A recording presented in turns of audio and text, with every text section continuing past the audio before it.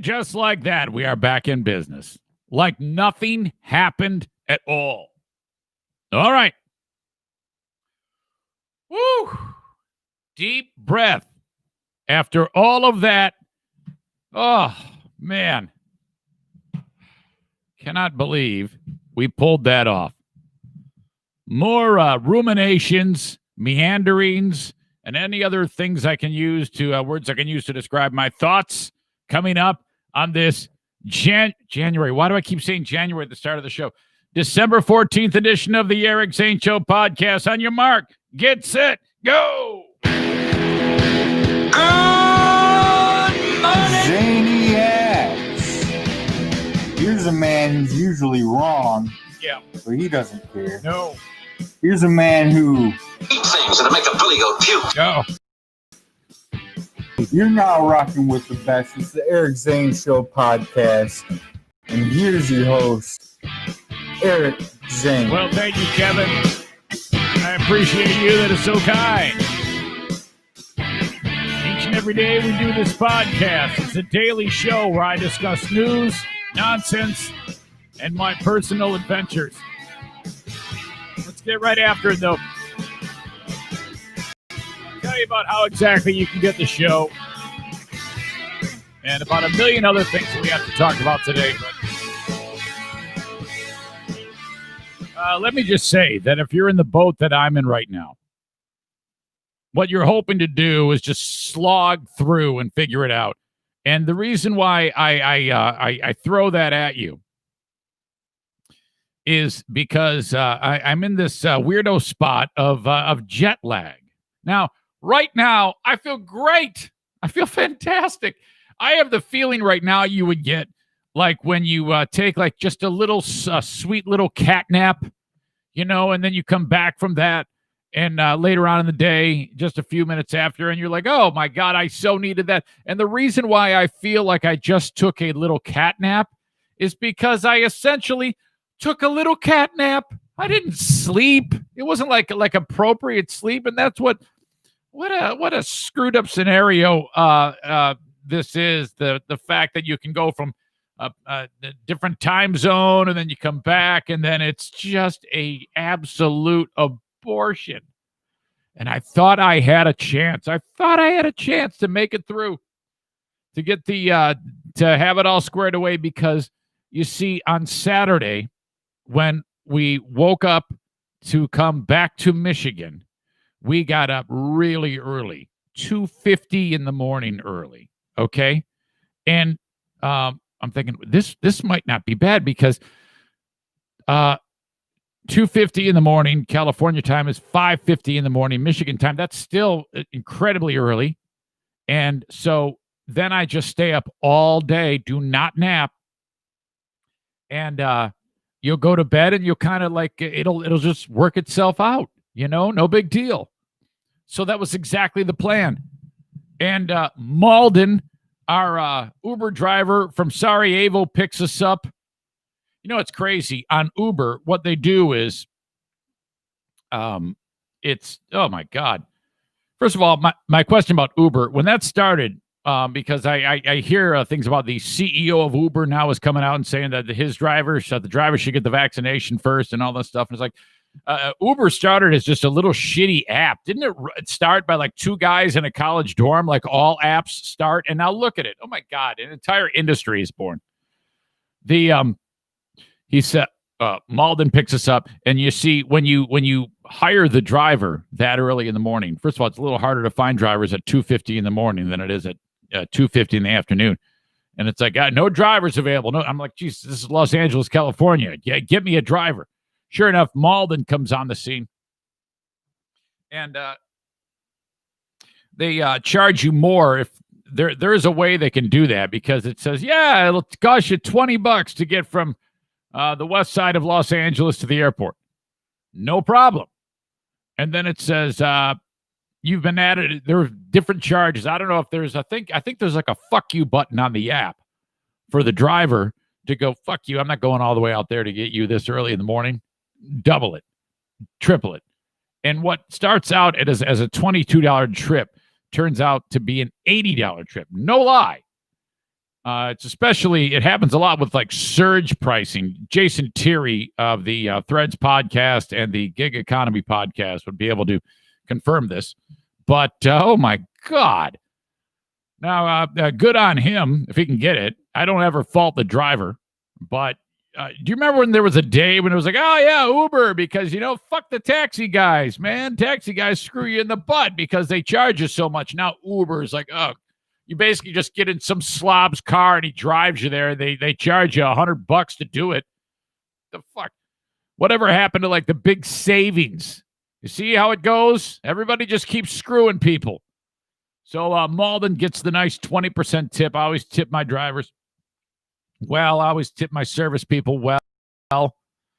Being out west and being firsthand working with a lot of Uber people and a lot of DoorDash people, Uber Eats, Grubhub, I'm always so thrilled that all these industries have popped up because of mobile devices. There is zero excuse for anybody on the planet, at least in the United States, to not have a job. There is no excuse. If you don't have a job, you're just not trying hard enough. I don't care what you tell me. I don't care if you say I have no arms and no legs. I can't work. There is something for everyone. I'll tell you that right now. Malden picks us up. And okay, we had so much shit to bring back from Los Angeles. Let me describe this to you. When we flew out, we had two enormous suitcases. And one was 49 pounds and one was 48 pounds. They cannot be over 50 pounds. And I don't know how I pulled it off, but I packed the shit up and I just kind of like lifted them and like, oh, seems good to me. And we weighed them when we got to the airport and talk about luck. And there is nothing worse than seeing that family that's pulling open the suitcases and they're pulling stuff out. And all this stuff and trying to figure out where to put stuff. They're stuffing shoes in their carry-on luggage in order to get onto the plane in order to be able to have less weight. But man, we nailed it. Coming back though, I was like, Dana, there's no way we've accumulated stuff. There's no way we're going to be able to get back. So we had to go and buy a suitcase. So we went and bought another suitcase and figured it out and pack that thing up. And you won't believe how much shit you can accumulate in just a 13-day visit. Because the two big suitcases, one was still 49 and one was still 48. I don't know how I have managed to figure that out so well. But now we've got 49 and 48 and a third suitcase, which was 23. We accumulated 23 pounds of shit between our arrival and our departure in sunny California. And I don't know, Jeffrey made me a painting. I got Jeffrey's book that he gave me. So I don't know, just shit, I guess. It's a perfect example of how we're constantly just accumulating shit. I drive or fly there. I come home with 23 pounds of shit. Well, I shouldn't say Jeffrey's painting is shit. He'd probably be brokenhearted, his sensitive ass. So not shit. I got to hang that thing up. But so I thought I had a chance. I thought I had a chance to be able to get past that jet lag.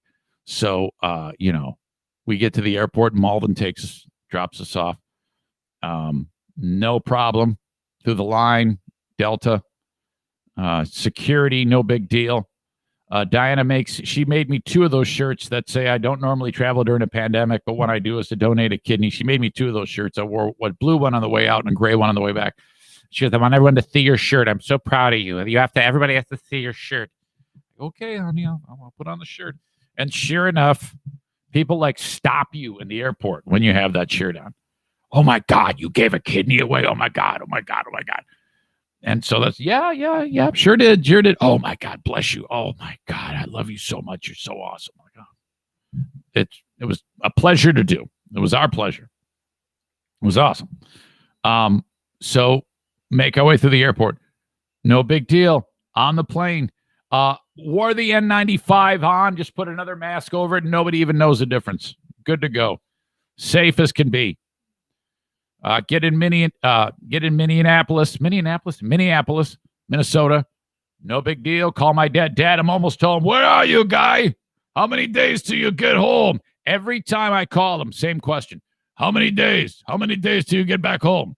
That's all he's focused on. He has navigated this like a trooper, considering what you know about my dad with the dementia and how the anxiety, it just the worry in his heart all the time. Wow. I was really, really concerned about my dad during this whole thing because of just leading up to it. If you remember, I didn't tell him till the day before we left. You guys encouraged me to tell him before I actually left Michigan, which I did. I did it that way, and it worked out great. And but he was sweating it, man. He was just a worrywart. But now it's all good. Get back home. Now, before I'm going to jump around in the story a little bit, but let me just say, though, on Saturday night into Sunday, I was exhausted by like 8 p.m. Hang on. Excuse me. I can finally cough, by the way, without it hurting too badly. Healing. Sexual healing. Sexual healing. Diana, she shut me down last night. I go, hey, you ready? Let's go. Let's do this. She's like, no. You have to get an okay from your doctor. What are you talking about?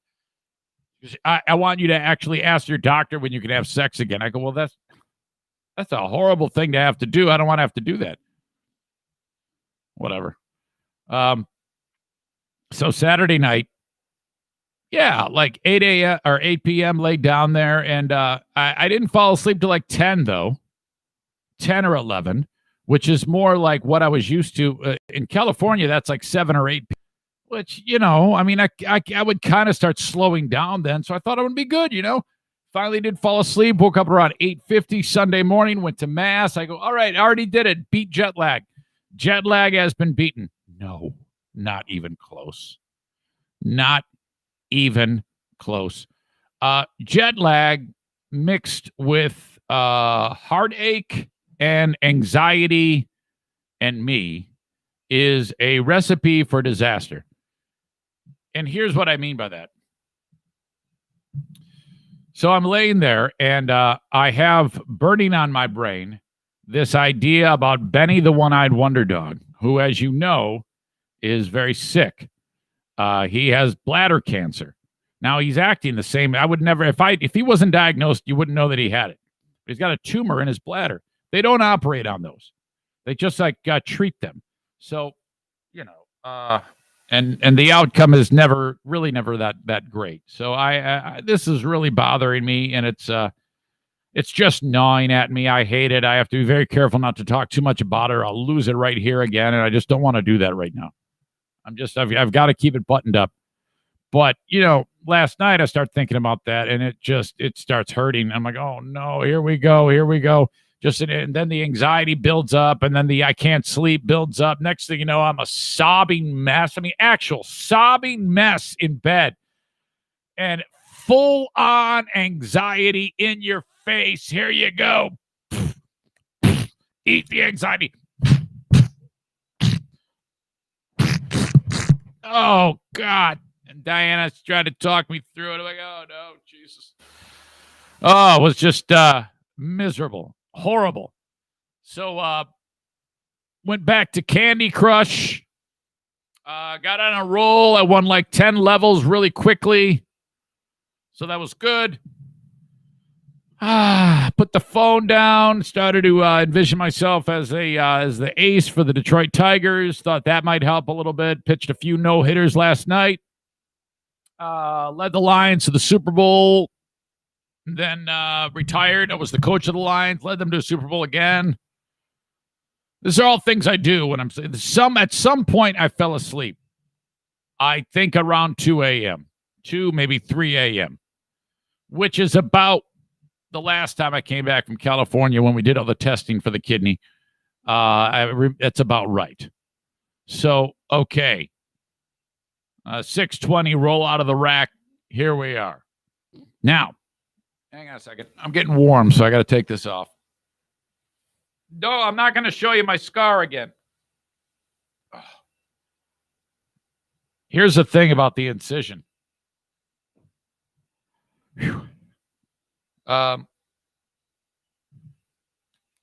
First of all, it keeps me moving pretty slow. Second of all, when you're upright like this, just the weight of sitting here makes it kind of ache a little. It's like, why don't you go lay down? Why don't you go lay down? And then once you lay down, it feels like a million times better once you lay there. So Diana has strict orders. She's like, look, seriously, when you feel uncomfortable, you're going to need to lay down. Don't be such an asshole and work all damn day. And I'm like, yeah, I got it. Don't worry about it. She goes, I'm serious. Dr. Grish has strict orders for you. He doesn't want you doing this. He says to you, what did Dr. Grish say to you? I'm like, you don't want to make me repeat it. No, seriously, I need you to repeat it right now. What did he say? He said, you're going to be tempted to do too much too fast. Don't do it. Lay low. And he's right. Grish is right, because remember I was telling you about how my left nut was hurting bad. It was like aching. It's like it was the type of ache where like when you got hit in the nuts and it just hurts. That's what it was aching like. Well, I took one day where on Saturday I didn't do a damn thing after I got back, and I felt better. So he's right in that regard. But all right. So now I'm not going to lie. I anticipated some degree of shenanigans from some of my friends who listen to this show. And what I mean by that is they're always up to something. They're always conspiring to do something helpful and sweet for me and my family. That's part of what has made this, it is what has made this podcast what it is. I detailed that in that piece on Wood TVA, the whole idea of they give me their time and they are constantly lifting us up. The people who listen to the show. Let me clarify this. People who just even listen to this show just for a few minutes, whether on the audio podcast or on the live streams, that is really, really fantastic. You just paying attention to me we are so incredibly grateful for that. And then, as you get to know me, there is always room for more friends, okay, in our lives. And over the years, a lot of radio people would say you're crazy for doing this, but I've become very, very close with my audience, like on a friendly type of intimate level. Not like intimate like we have sex, nothing like that. I'm just saying we're very, very tight. And it's so much beyond just listener host, okay? And I'm very, very comfortable with that. These people come and go from my life all the time. I get people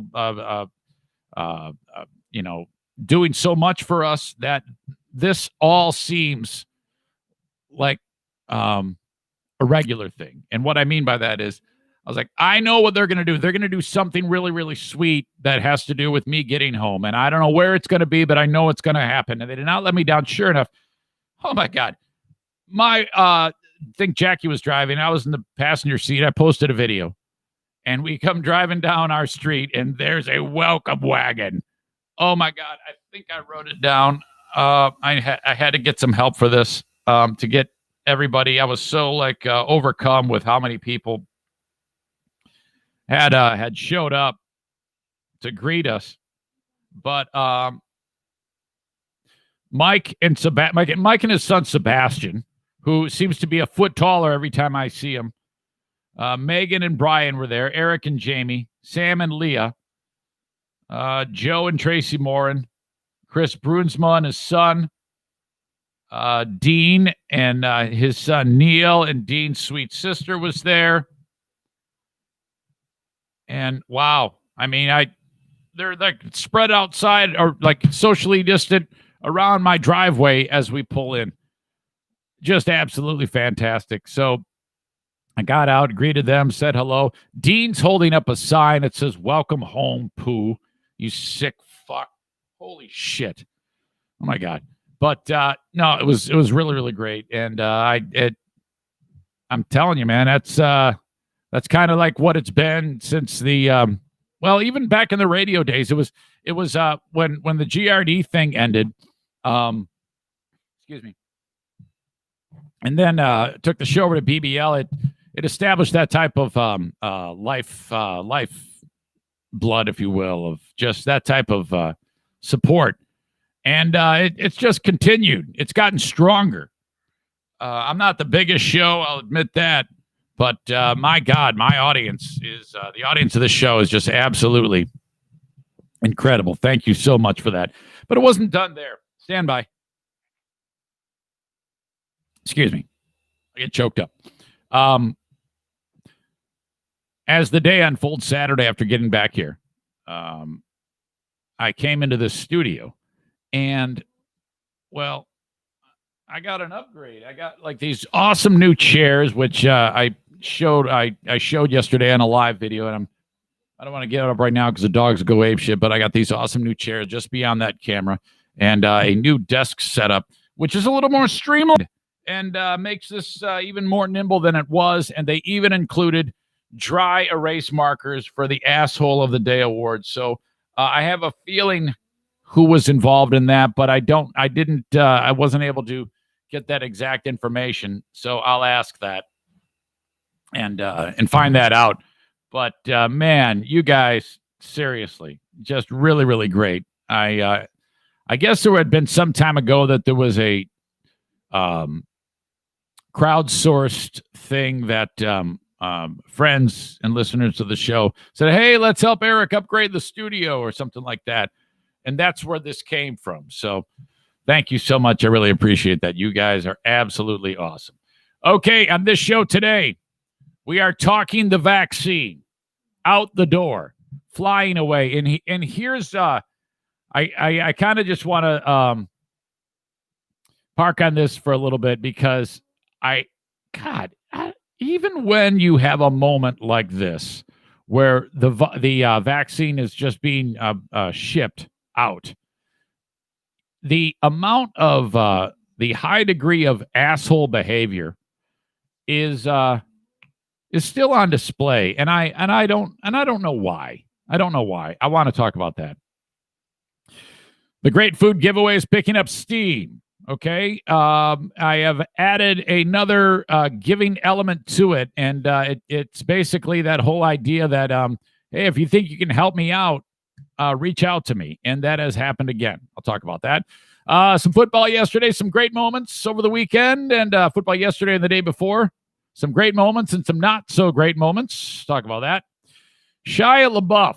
Is that how you say it? LeBeouf?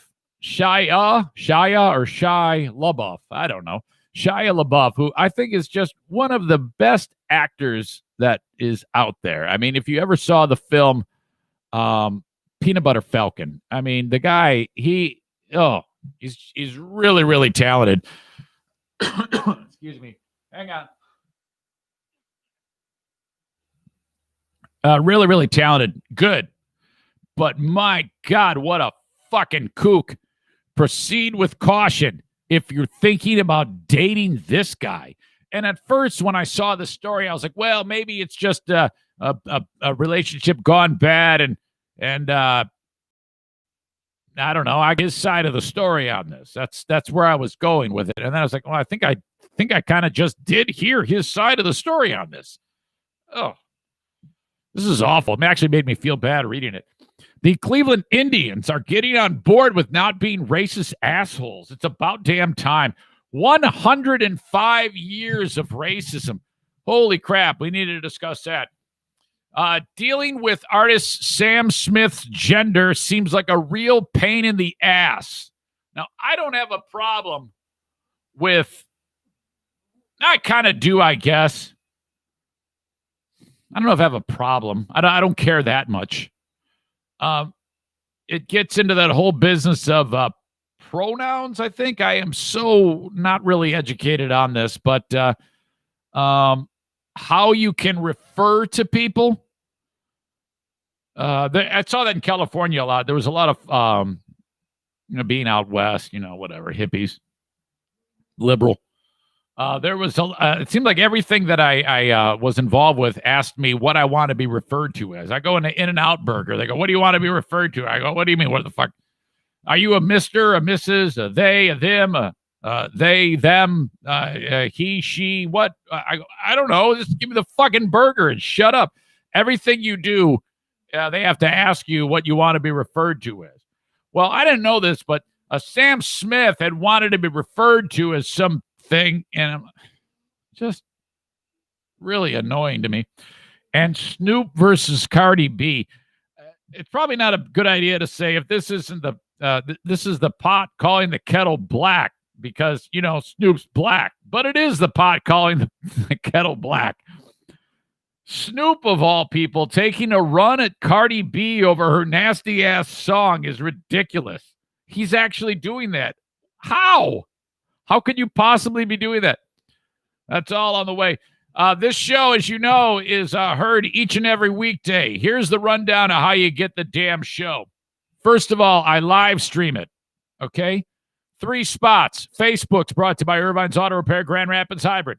Catch it there. Subscribe. Or I should say like the show on Facebook. Follow me on Twitter, at Eric Zane Show. That's a Blue Frost IT. Brought to you by Blue Frost IT, a Periscope video there. Thank you. And then the almighty YouTube. If you could subscribe and hit the bell notification, I would love you very much for that. That brought to you by F45 Training in Byron Center, Michigan. And all of those platforms, if you could share it somehow, I don't know, retweet it, share it, do all this shit that I'm asking you to do. I have to mention it every time because the second I stop mentioning it, the second it stops. So I appreciate that. Also, the audio podcast is available for download wherever you download podcasts. I'm on all of them. Just find it and and then do your thing. If you could subscribe, rate, and review on the audio podcast, if they give you that option, please do that. That helps me as well. And if you for some reason cannot find the audio podcast, you can always get it at ericzaneshow.com, right where it says free podcast right at the beginning. You can listen right off my site, or you can subscribe right there to any one of those apps that I had mentioned that the show is found on. It's even on some that aren't even on there. There's new ones popping up all the time. So there you go. That's what we do each and every day right here on the Eric Zane Show podcast. And the Open is brought to you by TC Paintball. Online at tcpaintballgr.com. All right, thank you very much to them. And we owe them a paintball party. We're waiting on Paintball War number 11 as I recover and as things settle a little more on the pandemic. But if you're thinking about having a great time and booking a party, reach out to my friends at TC Paintball, tcpaintballgr.com in Grand Rapids, Michigan. A great time to be sure, man. Plus, fully stocked pro shop. Everything you need is at TC Paintball. More sponsors. I got a lot of them. More fun, too, with Cornhole America. I think there's got to be some type of deal I can do with TC Paintball and Cornhole America. Tell you what, you can put anything onto a set of cornhole boards. Anything you want. More information at cornholeamerica.com, including the Eric Zane Show podcast cornhole boards. I think they're about $218 for a set of professional, custom-made cornhole boards for you and your family for whatever fun that you have planned. The bags can be custom made. Like I said, you can put anything you want, onto a set of cornhole boards, and these guys do it. And there is nothing that they cannot do. And I just love this business so much. They're pretty damn new to the show. More information on a beautiful set of cornhole boards for Christmas. Cornholeamerica.com. They're working very hard to get all those orders done. I probably shouldn't say, do it for Christmas, because I know they're just, you know what really took, things have taken off for them because people, as in the past year especially, have been like, all right, we can't do anything sitting around the house here. Let's get some cornhole boards. So in this business is just fantastic, starting from just some guy's barn to what it is right now. Cornholeamerica.com. Thank you. And then not so fun, but extremely essential, A&E Heating and Cooling, 616-516-8579, servicing all of the listeners in the West Michigan area and maybe even a little bit beyond. Reach out to Joe at 616-516-8579 if you need anything at all for your furnace or your air conditioning setup. We're pretty much talking furnace now, obviously, but you should really get that furnace tuned up for $79.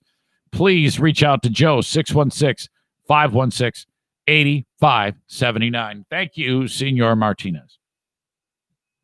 Okay, reach out to me via email, Eric at ericzaneshow.com. If you have any thoughts, questions, concerns, If you don't like my opinion on something, don't be a stranger about it. Email's kind of like a lost art these days. Nobody does it. Everybody communicates, gets their thoughts out via Facebook, it seems, or texting. I don't have that option yet. But don't be a stranger. Reach out, Eric@ericzaneshow.com. Okay, so this vaccine is out the door. And yes, this is a huge deal. And one of the things I noticed about the coverage of the vaccine being shipped out, and it's more so here because, excuse me,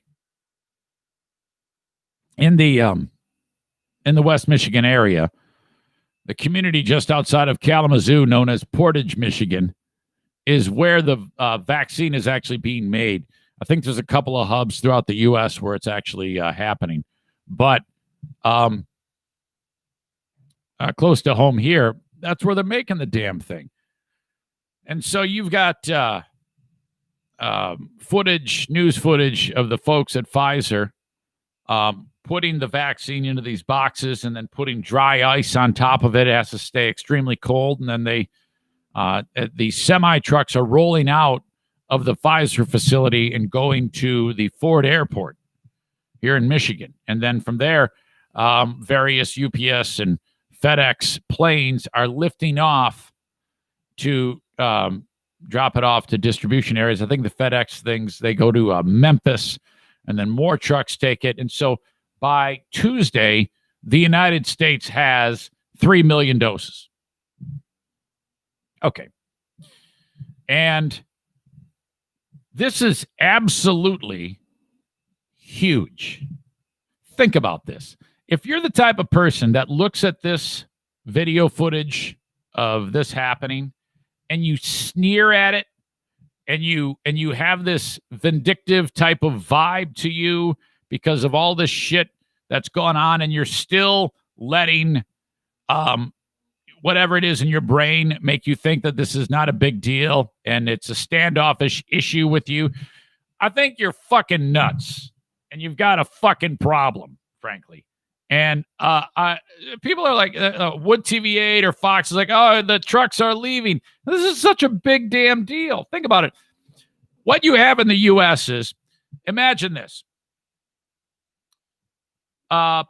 Take 100,000 people, put them in the Michigan Stadium where the Wolverines play, and then drop a giant bomb on them, and they're all dead. And then you pull out the carcasses, and then you put another 100,000 in there, and you blow up another bomb, and then you bring in another 100,000, and you kill them too. That's what we have from something that didn't exist. So prior to 1 year ago, and they suspect that the first cases were reported in Wuhan about December 12th through the 20th, which is nearly 1 year ago to the day. In that amount of time, in just the U.S., 300,000 people, including my mom, are dead from something that didn't exist. That, out of all the bullshit, out of all the politics, that is not disputable. They wouldn't be dead from that had this not happened. Had this never taken place, those 300,000 people, most of them would be alive right now. Okay. That's why this is a big deal. It's the biggest deal. So when I see trucks rolling out of the Pfizer facility and I see planes taking off, yes, that's a news story. Because the reason why I bring this up like this is because like Wood TV would post it or Fox would post it, and then the usual cocksucker who's eating his onion rings from Jimmy's COVID house is putting in a fucking snarky ass tweet, being his usual dickheaded self.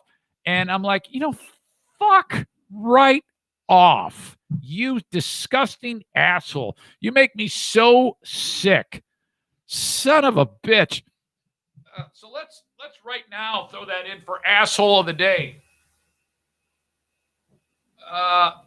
Let's see.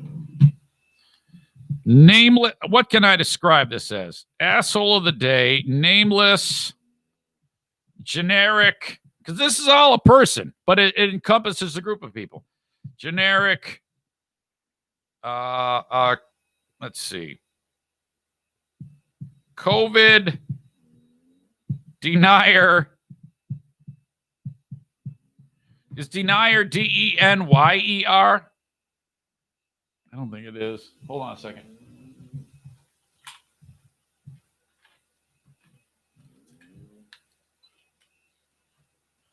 How do you spell denier? Is it D-E-N-I-E-R? Let me see how it looks. No, that doesn't look right either. Nameless generic COVID prick. That'll work better. You are the asshole of the day, but there's still plenty of show.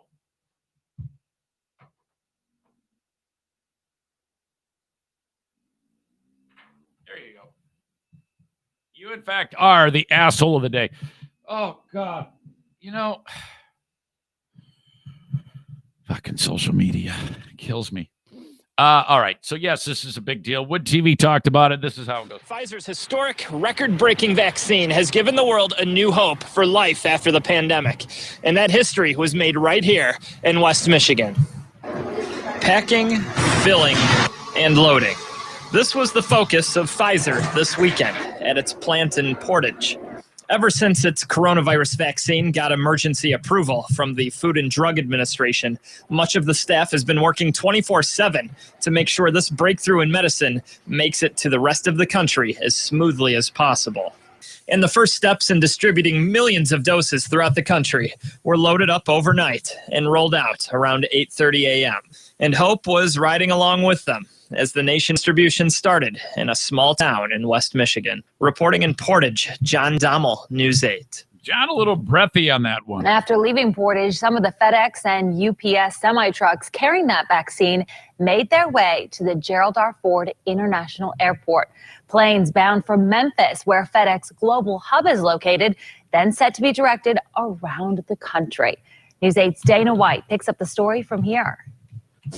A day in history. One of the first batches of COVID-19 vaccine doses being sent from right here at the Gerald R. Ford International Airport. One of the first steps in distributing them nationwide. Big day, right? Big day. This is it, right? This is pretty dang exciting. It's the moment we've all been waiting for. And the fact that it's coming out of Grand Rapids and the Ford Airport today is a big deal, right? And we're just incredibly honored to be a part of it.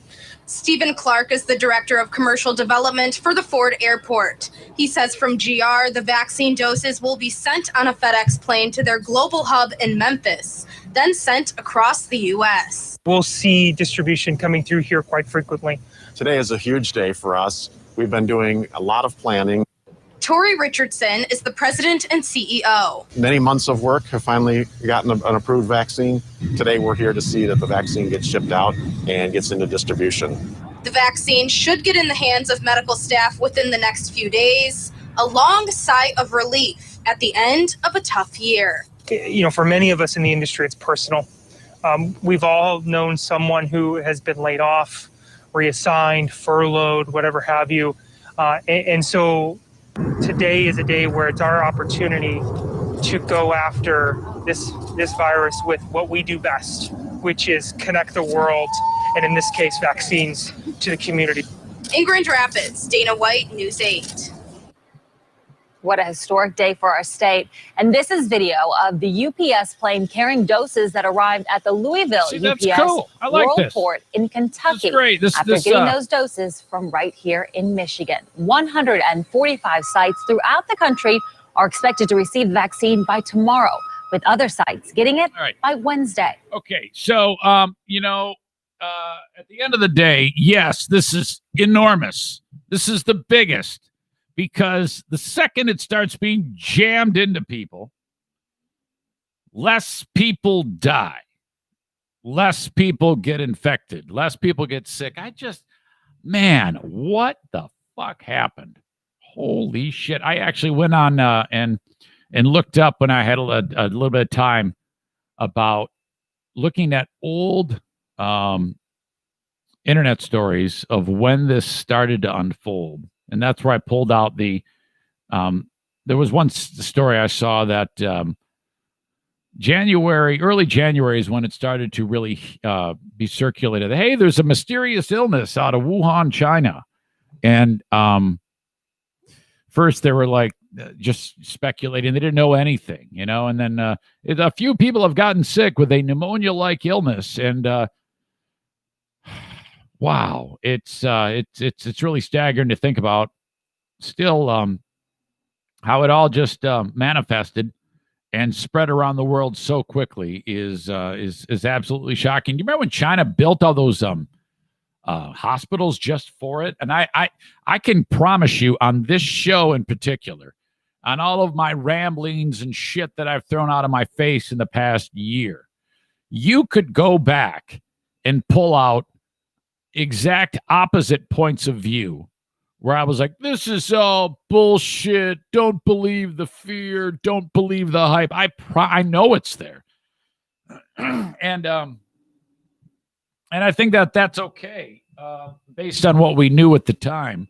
But those are moments that truly don't age well. You're like, oh God, my show is not one that you want to binge, because if you go back and listen to old shows, I recommend this. If you ever find my show, okay, and you're new to it or whatever, or you just discover that I do a podcast, don't go back. Don't do that. Start fresh. Start with just forget all the old episodes. Don't even bother. Unless if you're like, oh, I'm in a pinch, I'm driving across America, I got nothing to listen to, I'll go back and listen to one from way back when. All right, that's fine. But my recommendation when it comes to this show is don't try to catch up. In fact, if you're behind right now and you're listening to this like a month from now, stop doing that and get ahead. Yeah, fuck all that shit, because you want to be in the moment. And then go back and fill in the blanks later. I recommend you actually listening to the show as it happens, because, I might be dead. You don't even know. Why? Hey, how come he stopped doing shows? Well, he's dead. All right. But yeah, I am extremely hopeful and excited. I'm all about this vaccine. All right. The great food giveaway is picking up steam. As you know, we are giving away Christmas dinner 100 families in and around where I live. And I basically just threw it out there and said, hey, I want to do this. I need money. And here's how here's how we're going to do this. And man, you guys really, really came out with an unbelievable show of force to help make the great food giveaway possible. And let me see. I think there it is. One detail I needed. The Great Food Giveaway happens on December 23rd. That's a Wednesday from 2 p.m. to 5 p.m. at Irvine's Auto Repair, Grand Rapids Hybrid. We're encouraging people to show up there, drive into the parking lot, and we will put a box in their car with everything they need for a terrific Christmas dinner. Ham, potatoes, gravy, pies, rolls, everything they would need for a fantastic Christmas dinner, because nobody needs to go hungry on any day of the week or any day of the year. And so I whipped this thing together really, really quickly. I'll give full credit to Denny Fake News for putting the notion in my brain in the first place. So thank you, Denny. And there's just no place in the world for people to be hungry. All right. So I work with my local Meijer in Jenison, Michigan. Thank you to those folks over there to be able to get all of those hams, because, it's a good thing that we did get on the phone with them quickly, because you can't just walk in and get 100 hams. But through their logistic lines, we're able to make that happen for me, and 100 pies. That's not easy to do. So imagine that 100 cars are going to get Christmas dinner. This started out as 40. Okay. Because the goal was $1,000, but we quickly surpassed that goal. And I think by the time we're all said and done, we'll be at about $3,000. I misspoke earlier last week and said we're already over 3,000. We aren't quite yet, but we're getting there. So this is what I'm going to do. We're going to pay for all that food, because you've been donating that to two places. My Venmo and Diana's PayPal, and at Diana Zaitunian on PayPal is where you want to go. And God, I think I'm messing that up. Hold on a second here.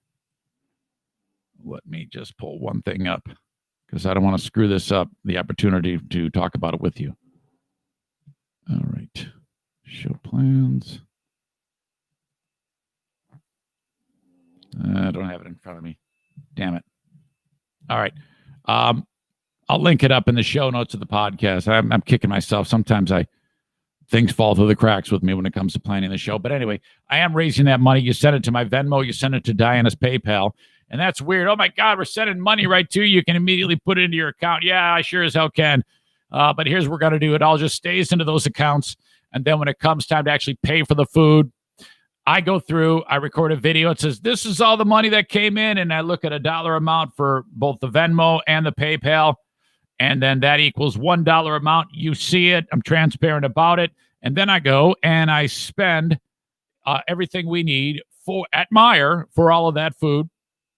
Anything we have left over, it gets donated to Kids Food Basket, which helps feed people, helps feed kids, of course, in school. And it hasn't been easy for those folks, and no one in any of the charitable organizations has had it easy. So this is just the frickin' best. And I'm just really, really stoked about it because right away, everybody just dropped a ton of money on it, and you can still help out because once we pay for that food, it's going over to Kids Food Basket. So that's awesome. So, so that's how we're going to do it. If you have thoughts about how you can help, believe me, I get all this shit because of you and the great ideas you guys give me. Megan just dropped me a note. You should make this an event on Facebook so more people can see it. I'm like, oh, shit, yeah, you're right. I forgot about that. Thank you so much. That's what I'm talking about. I'm a scattered mess. Believe me, I am not that organized. But if you have anything you can add to help me, that would be awesome. Just a thought, hey, you might be more effective doing this. Oh, okay. Like I didn't even think about having a porta-john there. But Jamie from Irvine's Auto Repair, Grand Rapids Hybrid, she goes, yeah, you're going to need a porta-john. We'll take care of it. But, yeah, because people can't come into the building because of COVID. I was like, oh, my God, I would never have thought of that. Everyone would have been there like pissing their pants. So, all right, Wednesday, December 23rd, 100 people from all different walks of life are going to be driving up, and we're going to put the food in their cars. Share the Facebook event or my post at the top of my Facebook page. Share it so that people know, okay? That's my one fear. We get there with all this food, and, the workers are there, the food's there, the volunteers are there, the porta-johns there, and no one's there to get the damn food. Oh, my God. So, please spread the word. I would love to be able to fill as many cars as possible. That might lead to a moment where we're like, hey, sorry, we're out of food. Unfortunately, I don't know how you get around that. We'll do our best to try to navigate that, but holy crap. And I want this is what I envisioned for the Great Food Giveaway. Started from humble beginnings where I'm telling you to throw money at a PayPal and a Venmo. In 1 year, I want to be able to have a website slick laid out where you can just give, and it's like a 501c3 charity. And then, we have to, that there's a lot of regulations that you have to have in order to have that for the tax advantages that people can get when they donate. There's a lot of red tape, but I want that to happen. I want it to be lean and mean and slick, and so that you can do all that shit. And then I want to be able to take this money and be able to have Zaniac food hubs so that I'm sending a ton of cash, $1,000 over to Portland, Maine for fuckface Nick to be able to have his own food drive with his group there. Because, seriously, I've got people all over the place who would love to help. And, oh, my God, those bodies in that time, man, we would crush it. Wherever the show is heard, if there's enough people that can be supportive of that type of endeavor, we can feed different places throughout the country for big moments like the Thanksgivings and the Easters and the Christmases, and this can get bigger and bigger and bigger. I just want to feed people. That's it. That's all. It's all this is all about. It has nothing more to do with anything else other than just that. People being hungry really upsets me, and it makes me very, very sad. And I think that the mobilization of us as a group is an incredibly effective tool, and we will be able to do our part to help that out. And then, I mean, to me, it's the whole volunteer spirit of just giving of yourself, even just your time. Your time is great value, okay? And for people who don't have money to give, time is, it's even more valuable. Oh my God. So I've got great plans for to help out in this regard. And if you have any thoughts about how to do this, or hey, I got an idea. Oh my God. I'm telling you, man, this shit happens because of you guys. I don't really have that many original ideas, to be honest with you. That's why I brought up Denny. He put that in my brain. Denny Fake News, who is one half of 49% owner of A&D Cleaning. He's the one who did this. He said, hey, I want to help hungry families. Can you give away Thanksgiving dinners? And I was like, well, no, I can't do it right now. I don't have enough time. But let's circle back on Christmas. Here we are. It's done. It is freaking done. Oh, it makes me so happy. Now, I've got something else I want to talk about on the Great Food Giveaway because the word is spreading. And a very sweet lady by the name of Tanel reached out to me. Tanel is she is part of a organization called the Grand Rapids Pit Bull Alliance, which to me sounds like a bunch of pit bulls that are like superheroes that, area pit bulls have gathered and they wandered through the streets of Grand Rapids. And if they see somebody committing a crime, they would, intervene in the only way pit bulls can. Well, no, that's not it at all, though. This organization, the Grand Rapids Pit Bull Alliance, is a bunch of hardworking people trying to take care of animals, which, that's extremely near and dear to me. And I friggin' love pit bulls. I used to hate pit bulls. I was one of those people that bought into that whole idea that they are just born bad and they will just kill you no matter what. Remember that? That is not true at all. That isn't the way it goes. Now, they are very, very strong dogs, as are a lot of dogs are very, very strong. But that's not the case. And that's why I'm glad she came out of the woodwork. I haven't spoken to her in a long, long time. And to be able to have her on board with this is extremely beneficial because it allows me yet someone else to talk with in my community about important things to help for their organization. But the reason why she came to me was because they have I think they describe it as a mobile food donation setup where I don't know how they do it, but they show up at places like the Great Food Giveaway. And for people who need food to feed their dogs, they give it away. So they're now involved in this. Son of a bitch, this is awesome.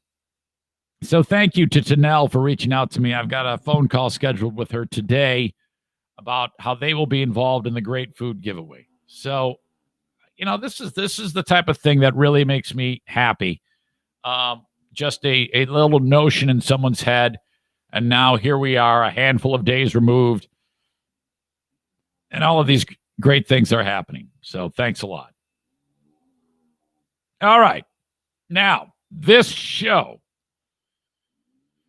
is powered by you, the audience, as you know. And one of the things I like to do that's a lot of fun that I want you to check out is hiring me for a Cameo.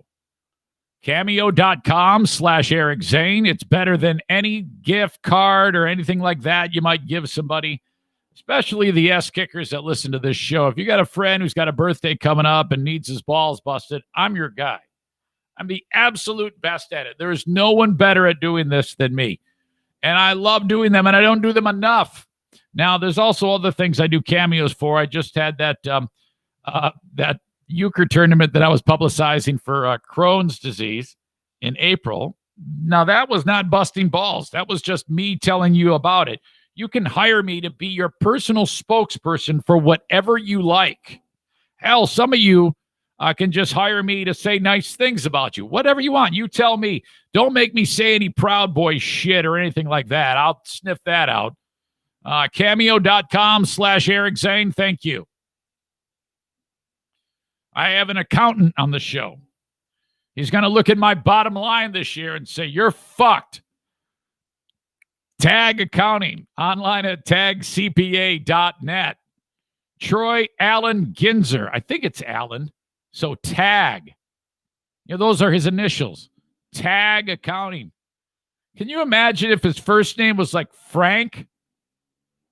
I wonder if he's... That's so stupid.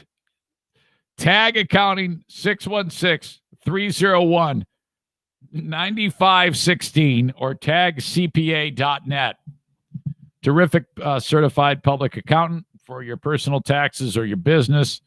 Please call him and get the ball rolling on it, man. We're getting close to that crazy-ass time when if you know someone who's an accountant, you don't even talk to those people when it comes to tax time. They're like, they got the freaking eye of the tiger. They work like 21 hours a day. Ugh. Tag Accounting online at tagcpa.net. Please mention my name. Say, hey, Eric Zane Show told me to call. I want to schedule my getting my taxes done by you. It doesn't matter where you are in the USA. You can upload all your stuff via his online portal. So if you're in Albany, New York, reach out to Troy at Tag Accounting.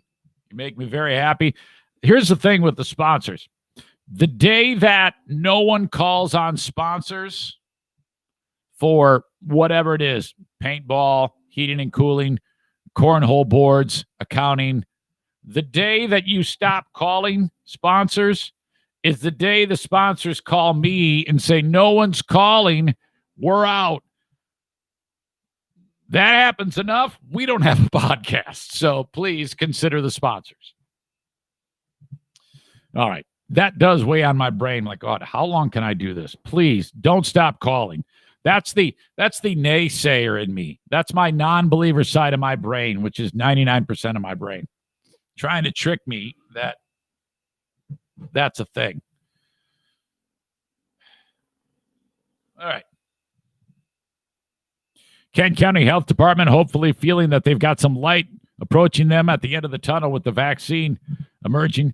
If you need anything at all for public health, the Kent County Health Department are stalwarts in my community and your health department too, wherever you may live.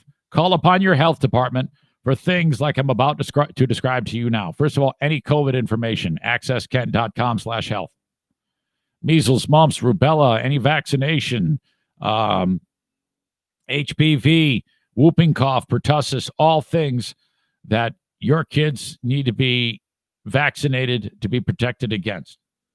If I say these words and you feel your blood boiling and you're pissed off because I'm talking about vaccines, well, just screw you, first of all.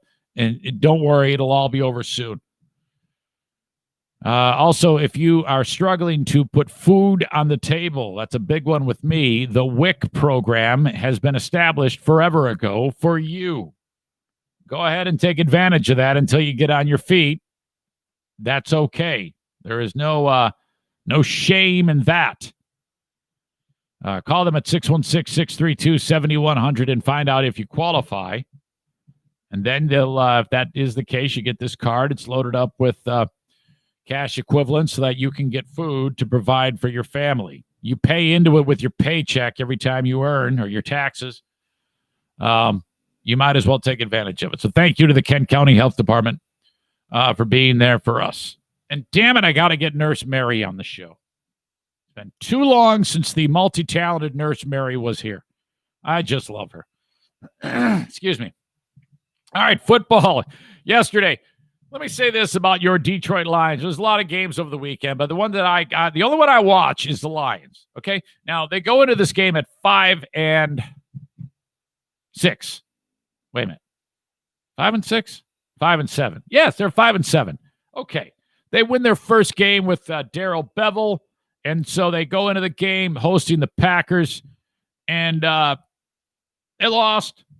And I don't really have a whole lot to bitch about because I think the Lions gave them everything they could fucking handle, you know. And that's, I think that when your team is as shitty as the Lions are, when they come out and actually give it, and I give them all the credit in the world because you know, I think that they left it out on the field. You still have some glaring problems But whatever, man. As long as they try, and with Patricia, everybody hated that guy. People didn't even want to come to work. You ever work for a boss who's a total asshole, and you just can't even get up the nerve to even just the idea of going in there and seeing their fucking face makes you so pissed off. You don't even want to do anything for that person. That's the way it was for the Lions with Matt Patricia. And this guy, Bevel, I don't know if he's going to be around next year, but they seem to really like that guy. And that's terrific. So they seem to be enjoying themselves more, but they come up short against the Pack. But I'm just happy that they didn't roll over. They didn't get slaughtered. The Packers are pretty damn good. And Matt Stafford, man, I love that guy. He slid weird, and he got hammered, and he got injured. Some big, gigantic man smashed into him. Think about this. Matt Stafford is one of the biggest quarterbacks in football. I think he's like 6'6". The dude is a giant. He's a big, strong dude. And I mean, to be able to cause an injury to someone that gigantic is, I mean, you gotta really hit him. So the dude that hit him, it was some enormous man, crashed into him when he was going for the slide, trying to get down after he scrambled a little bit. But Stafford ends up getting nicked. I hope he's okay. But what the hell, man? And the thing is, the Lions, if they'd have won that game, they'd still have a shot at the playoffs. I don't know if they do now. I kind of like, fuck. But bummer for them. They end up falling to the Pack. No big deal, man. What do you expect? The Packers are pretty damn good. But if the Lions, if they would have won that game, oh my God, they'd have been 6-7. The Vikings would have been 6-7. I think San Francisco lost, which would have helped them in the possibility of getting a playoff berth. But what the hell? All right. Maybe they went out and go 8-8. I don't know. Okay, I want to talk about this lady kicker, Sarah Fuller. Now, I don't want you to get the wrong idea that I'm one of these jackasses that says shitty things about her, because I found that to be really disgusting. Sarah Fuller can kick a football about 500 yards. She was a top-level soccer player, Division I soccer player for Vanderbilt. I think she might even be the goalie, but she can kick it like really far. The goalies, everybody's got to be able to kick in soccer. Can you imagine being a soccer player and you can't kick? But stand by. Excuse me. So they had an issue on Vandy's football team where no kickers. They called upon her, and they made a huge deal of it about, oh my God, she's breaking the gender barrier. It's like, I hate it when they describe it like that. Because that's kind of like they're not being discriminated against from playing. They just aren't good enough to play men's football, okay? Because there's men's football and there's women's football. There aren't any women saying, I want to be on the football team, on the college football team or the Detroit Lions. If there were and they were good enough, they'd be on it. Trust me, they want to win. But they're never good enough, okay? And I don't mean to say that to be a dick or anything like that, because that's not my game.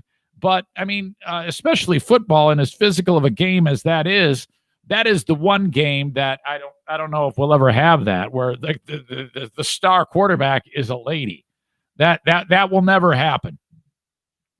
And it's and I'm of the opinion that it's just because the huge physical nature of the game. It would be a very rare thing to have that happen. It would be a very, very small chance of that could actually take place. And so there's that. Now, whenever they throw breaking the whatever barrier, it's like that always makes me cringe, because like the color barrier was full on, you can't play because you're a black guy. That's the barrier. The barrier was asshole racists. We're saying you can't play because we don't like black people. Okay. And then when they finally realized that, like Branch Rickey, I mean, the only reason why he put frickin' Jackie Robinson in there was because he knew he was a badass baseball player. Well, whatever it takes. Thank God we don't have to deal with that type of shit anymore with the color barrier. But that's a real barrier. I don't think there's any barrier that's saying girls can't play because we hate girls. Okay, so That whole thing is kind of weird to me. And then there's the whole element of, I hate to tell you this, but on most everything in the world, women are better than men. Who doesn't know that? I mean, if you're the type of person that thinks that guys do it better because they're guys, like, I don't know, anything analytical, anything thinking, anything, okay? Football is the one thing that probably guys are always going to be better than girls, okay? All right, I'll just say that. But anything else, probably not. So it drives me cuckoo when I see people making such a big deal about a lady doing something. It's like, yeah, it's because they have brains just like any other guy. We're all human beings. I think that's the big thing. I do cringe a little bit when I see people making such a big deal about a woman doing something. Now, I mean, lady standing up to pee. All right, yeah, okay, that's a big deal. But I don't, and I joke, but I don't know. I don't think that's. I've never really, like when they made a huge deal about some lady went into space for something recently. I was like, so what? Of course they can do that. They're just as accomplished and skilled in everything that men can do. And we need to stop making such a huge deal about it. Okay. That might even scare some women away from doing things that are fantastic because they might not like that type of spotlight. So fucking lighten up on the glorification of women doing great things. Yes. Hell. That's I always defer to my wife, always, on everything. She is the one who's in charge. Let's look past making a big deal about it. But this was cool. This was cool to see Sarah Fuller kick the shit out of the ball. And granted, it was only an extra point, but yeah. First to make an extra point at the Power 5 level. Right through there.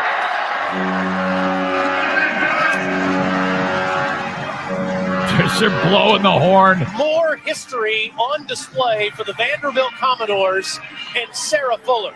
All right. Now I'm on board. I like this. I like this. That celebration with their teammates. You know what was great about the kick? It wasn't some noodle-legged, shitty looking ball moving 1 mile an hour, barely turning over as it just skitters over the crossbar. She like jacked the fuck out of it. It would, and it took off, and it looked like it was gonna like go through that net, and it was like way high. It was like perfect, and I'm like, oh yes, because. And it was important that it was like that. Had velocity, height, strength behind it. That was important because that every other dickhead, sexist son of a bitch is going to make some stupid comment if it wasn't. And by the way, I had no idea, but I thought it looked a little strange, but I didn't really think about it. Why, when they were congratulating her, I was like, oh my God, she's like, do they have the camera on the right person?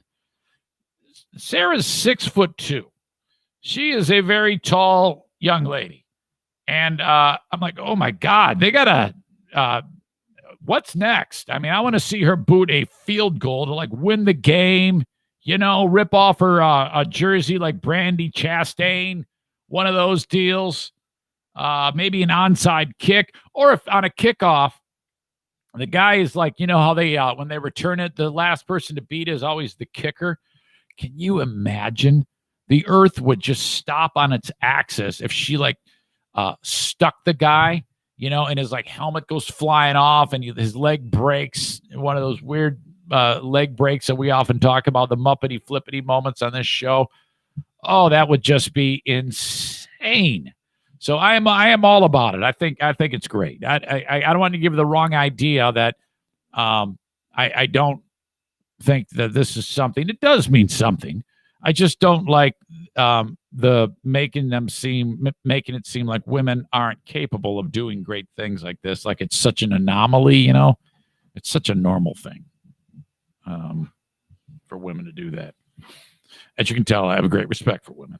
Absolutely. I have daughters, for God's sake. And a lovely wife. Thank you to Boosting Rob for sending along this clip. I didn't even know what happened. And that's, again, very important for you to send along material to me of links that you think are interesting that I may talk about on this show. He sent this along. This is from one of those shitty MAC football games that nobody cares about, where Western Michigan is playing Ball State in the Who Cares Bowl. And Western needs a touchdown. There's like no time left. Ball State kicks it off, and they do one of those things where, like, the player, he runs a couple of feet, and then he throws it over his shoulder, and then some idiot catches it, and then he runs a little bit, and he laterals it to some jerk, and that dummy kind of, and then all the while they're going further back and back and back and back. And then usually it winds up with a fumble or an illegal pass or something like that, because you can't throw it forward. You got to throw it behind you if you don't know. But occasionally you might get a moment where they return it all the way back. So they tried to do that in this game. A second level throw to get out of bounds and maybe set up a field goal. Oh, they're going for it all at once. Jefferson back to Ellaby, the quarterback. Here's Moore. A lot of laterals near midfield. It winds up with French back to Ellaby. They're going backwards. Are you counting? Moore, another lateral. Someone just wants to be open here. Ellaby. No. This is going to wind up being a safety. Jalen Hall spins, gets rid of it to Jefferson. It's the annexation of Puerto Rico. Recovered by Ball State, and the Cardinals said Detroit or bust. Not yet. Wait a minute. No, this ball is still live. And flags have flown. Oh, boy. The official. Oh, boy. They have not blown this dead yet. Moore is up and running. They have down not the blown far it side. dead yet. Sky Moore to the end zone. That's a Western Michigan touchdown. Oh, my. The official clearly came in and said that is not a fumble recovery. He waved it and said this ball is still live. I believe the flag. All right. Now, this was an absolute clown show. It turns out he did not get the touchdown because one of the jerks on Western, remember, you can only throw it behind you. You can't throw a forward pass when you're trying to do this. The dummy did, in fact, throw it a forward pass. That was the problem, and it ended it. But prior to that, there was a moment where the guy dropped the ball, and Ball State jumped on it, but he didn't. And they thought, well, and then it skittered out, and then the dude picked it up, and then you heard him. He ran in for a touchdown. But Ball State, all of their players had run onto the field. So the dude from Western who scored, he had to traverse around 50 guys who you didn't know who. Oh my God. If that one guy, if that flag hadn't been thrown, Ball State would have gotten a penalty for having too many men on the field because the whole team was on the field. At one point, the guy from Western is running, and the Ball State guys are getting out of his way, the ones who weren't allowed on the field. It was all just a catastrophe. Oh, shit. But for a second there, they thought that Western had won it. Now, this actually has happened in history, and for you old folks, you know where I'm going. California against Stanford. I'm pretty sure at the time for Stanford, John Elway was the quarterback. And all Stanford had to do was kick off, and Cal was going to then, hopefully maybe get out of bounds and try a field goal similar to what we just heard. But no, they did the same thing, and that it worked. Harmon will probably try to squib it, and he does. Ball comes loose, and the Bears have to get out of bounds. Rodgers along the sideline, another one. They're still in deep trouble at midfield. They tried to do a couple of... The ball is still loose as they get it to Rodgers. They give it back now to the 30. Oh, Rodgers. Down to the 20. Oh, the band is out on the field. He's going to go into the end zone. He's going into the end zone. Crazy. Have won. The Bears have won. Oh my God! The most amazing, sensational, dramatic, heart-rending, exciting, thrilling finish in the history of college football. Did he say heart-rending? Is that even a word? You had to peel this guy off the ceiling. Yeah, the band came on the field. I'll link this up so you can see it. Thanks, Blues and Rob, for sending it along. The idea that Cal is pitching it, and then you heard it, Rodgers got the ball. And you know that Rodgers is probably just a ass kicker and like, oh, fuck, man, Rodgers has got it. Watch this, man. And then sure enough, man, that dude takes off, and then he's running, and he's at the 30, and he's got a guy behind him, and then all of a sudden he's got a cymbal player there going boom, boom, boom, boom, hitting the cymbals, and then there's the trumpet guy and big bass drum dude, and the flag wavers are on the field, and the guy's running down the field with all of the fucking band there. And then finally, when he gets into the end zone to score, the trombone player, he hits him. I mean, and hit the shit out of him. And that guy went flying, and his trombone goes in the air. You have got to see this video if you've never seen it. The old folks know about it.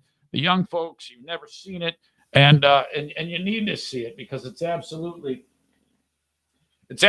fantastic. I remember David Letterman had the trombone player on his show. Like, he actually brought the guy on, and the dude comes on to Letterman's show, and he's got his trombone, and he's got a neck brace on. Oh, God. Absolutely incredible. Hey, ladies, Shia LaBeouf's a handful. Oh, my God. This is rough. This is really, really rough. Okay. Shia LaBeouf, actor, was dating someone known as FKA Twigs, which, God, I just feel so terribly old when I see people, who are famous, either movies, music, social media, and I don't know who the fuck they are. I don't recognize the name. I'm like, whenever I watch any of the award shows, I'm like, who the hell are these people? I'm so out of touch. And I think I'm better than most people who are 50. A lot of people who are at 50, they're like, what? They don't know anything.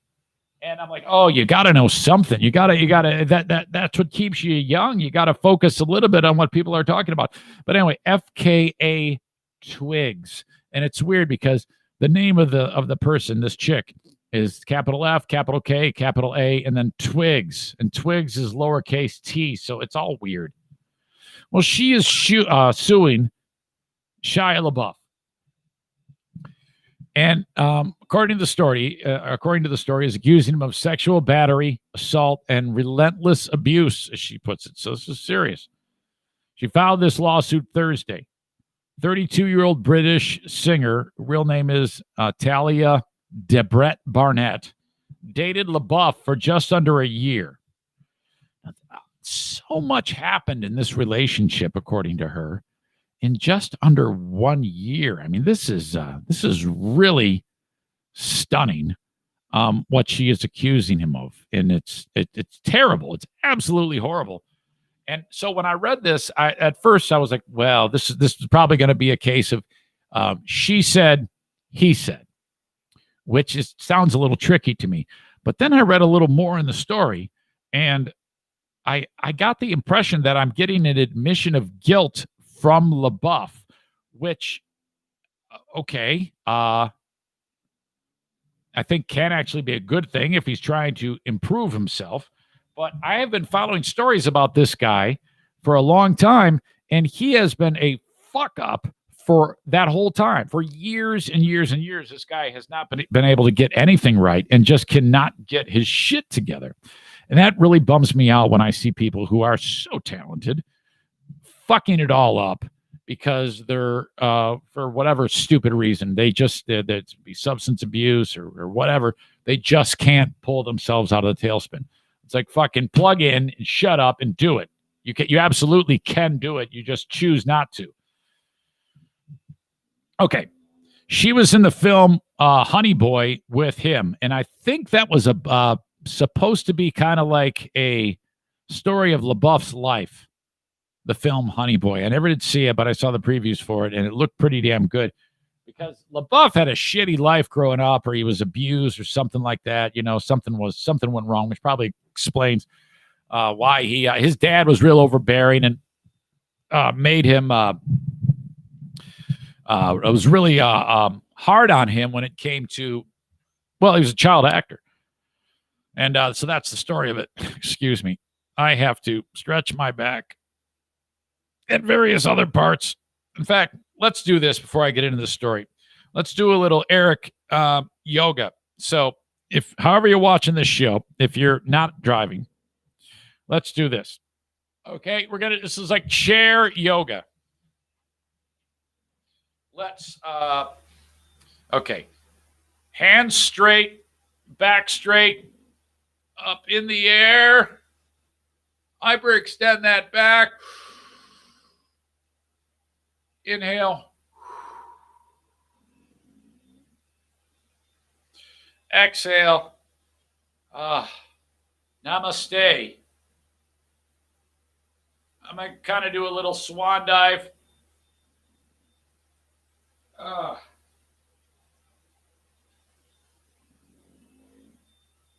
I needed this. I won't be taking a break on the show today. I took a break the last couple days, but I'm good. I actually feel really good. Oh, neck. Did you hear that? Woo. Wow, that feels good. I feel great, actually. Despite the lack of sleep, I feel terrific today. All right, back to the story. All right, so LaBeouf is accused of inflicting emotional distress through their relationship, claiming he isolated Barnett from her friends and family and physically abused her. That's what the suit claims. According to the lawsuit, LaBeouf drove Barnett to a spa for Valentine's Day 2019. The lawsuit said Barnett woke up. Okay, so it starts with driving him to a spa. The next thing she knows, she's waking up, according to the suit, with LaBeouf towering over her and violently squeezing her body and arms against her will. Weird. The suit claims LaBeouf began strangling her and whispering, "If you don't stop, you are going to lose me." The next morning, the suit claims LaBeouf threw her to the ground and then later drove maniacally, removing his seatbelt and threatening to crash the car unless she, quote, professed her eternal love for him.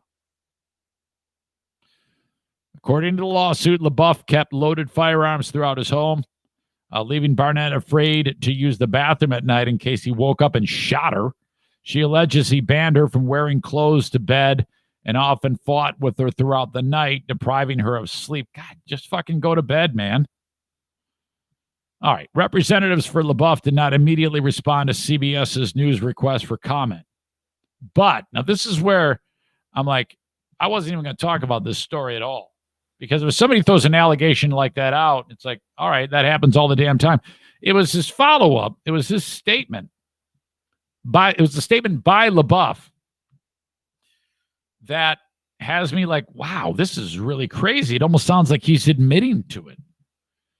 In a statement to the New York Times, LaBeouf said he had a history of hurting the people closest to him. Now, I don't know if he made that statement with regard to these allegations, but he has said this in the past. So I guess maybe he did say it with regard to the allegations. The article isn't clear. All it says is that in a statement of the New York Times, LaBeouf said he had a history of hurting the people closest to him. Quote, "I'm not in any position to tell anyone how my behavior made them feel," he said in an email to the Times. "I have no excuses for my alcoholism or aggression, only rationalizations. I have been abusive to myself and everyone around me for years. Ugh. I have a history of hurting people closest to me. I'm ashamed of that history, and I'm sorry to those I hurt. There is nothing else I can really say. Oh, my God. The suit describes another relationship between Lebeouf and a former girlfriend. It accuses him of subjecting Carolyn Foe, who he dated from 2010 to 2011, to similar forms of abuse. In another email to the Times, Lebeouf wrote that, quote, many of these allegations are not true, but he wanted the women to have, quote, the opportunity to air their statements publicly and accept accountability for those things I have done. This sounds to me like this is the type of guy who, and I absolutely believe he did this shit, does this shit, and then has moments when he's not drunk or on whatever, where he is like comes to back to the pack and has clarity of his actions and tries to get out in front of it to some degree, but then over time goes back to his old habits and then acts like an asshole even more. Barnett addressed the lawsuit in a series of tweets late Friday. She said, it may be surprising to you to learn that I was in an emotionally and physically abusive relationship. It was hard for me to process too. During and after, I never thought something like this would happen to me, she wrote. Wow, this is unbelievable. I hope that by sharing my experience, I can truly help others feel they are not alone and shed some light on those who are worried somebody they care about may be in an abusive relationship can help, because I understand it can be confusing and hard to know what to do. Now, I don't know if this lawsuit is going to do anything, and I don't even know what she's seeking in terms of damages. But, you know, I mean, she's hoping that perhaps she can keep this from happening to someone else, obviously. And I do believe her. But fuck, man. Maybe can you still go back and accuse someone of this like criminally, and maybe he can get in trouble to some degree as opposed to just a civil complaint like that? I don't know. I mean, she's got, I'm sure, lawyers on it. They know a little bit more about this than I would. But since he was unwilling to agree to get appropriate help, Ms. Barnett filed this suit to prevent others from unknowingly suffering similar abuse. That is the lawyer. In a statement, her lawyer, Brian Friedman, said they failed to resolve the matter privately on the condition that Lebeouf agreed to receive meaningful and consistent psychological treatment. Well, I give her all the credit in the world, man. It sounds like she's doing the right thing to me. How about this? How about her? According to the suit, Barnett plans to donate a large portion of the money to domestic violence charities. This action has been brought not for personal gain, but to set the record straight. Probably want to give all of it away, though. And to help ensure that no more women must undergo the abuse that Shia Lebeouf has inflicted on his prior romantic partners, the complaint reads. The days in which Lebeouf can mistreat and harm women with impunity are over. Fuck. You are dead meat, man. How'd you like to be him? I mean, all anybody would have to do is do a simple search about you and your rich history of being an asshole. Why would anybody ever want to date you going forward?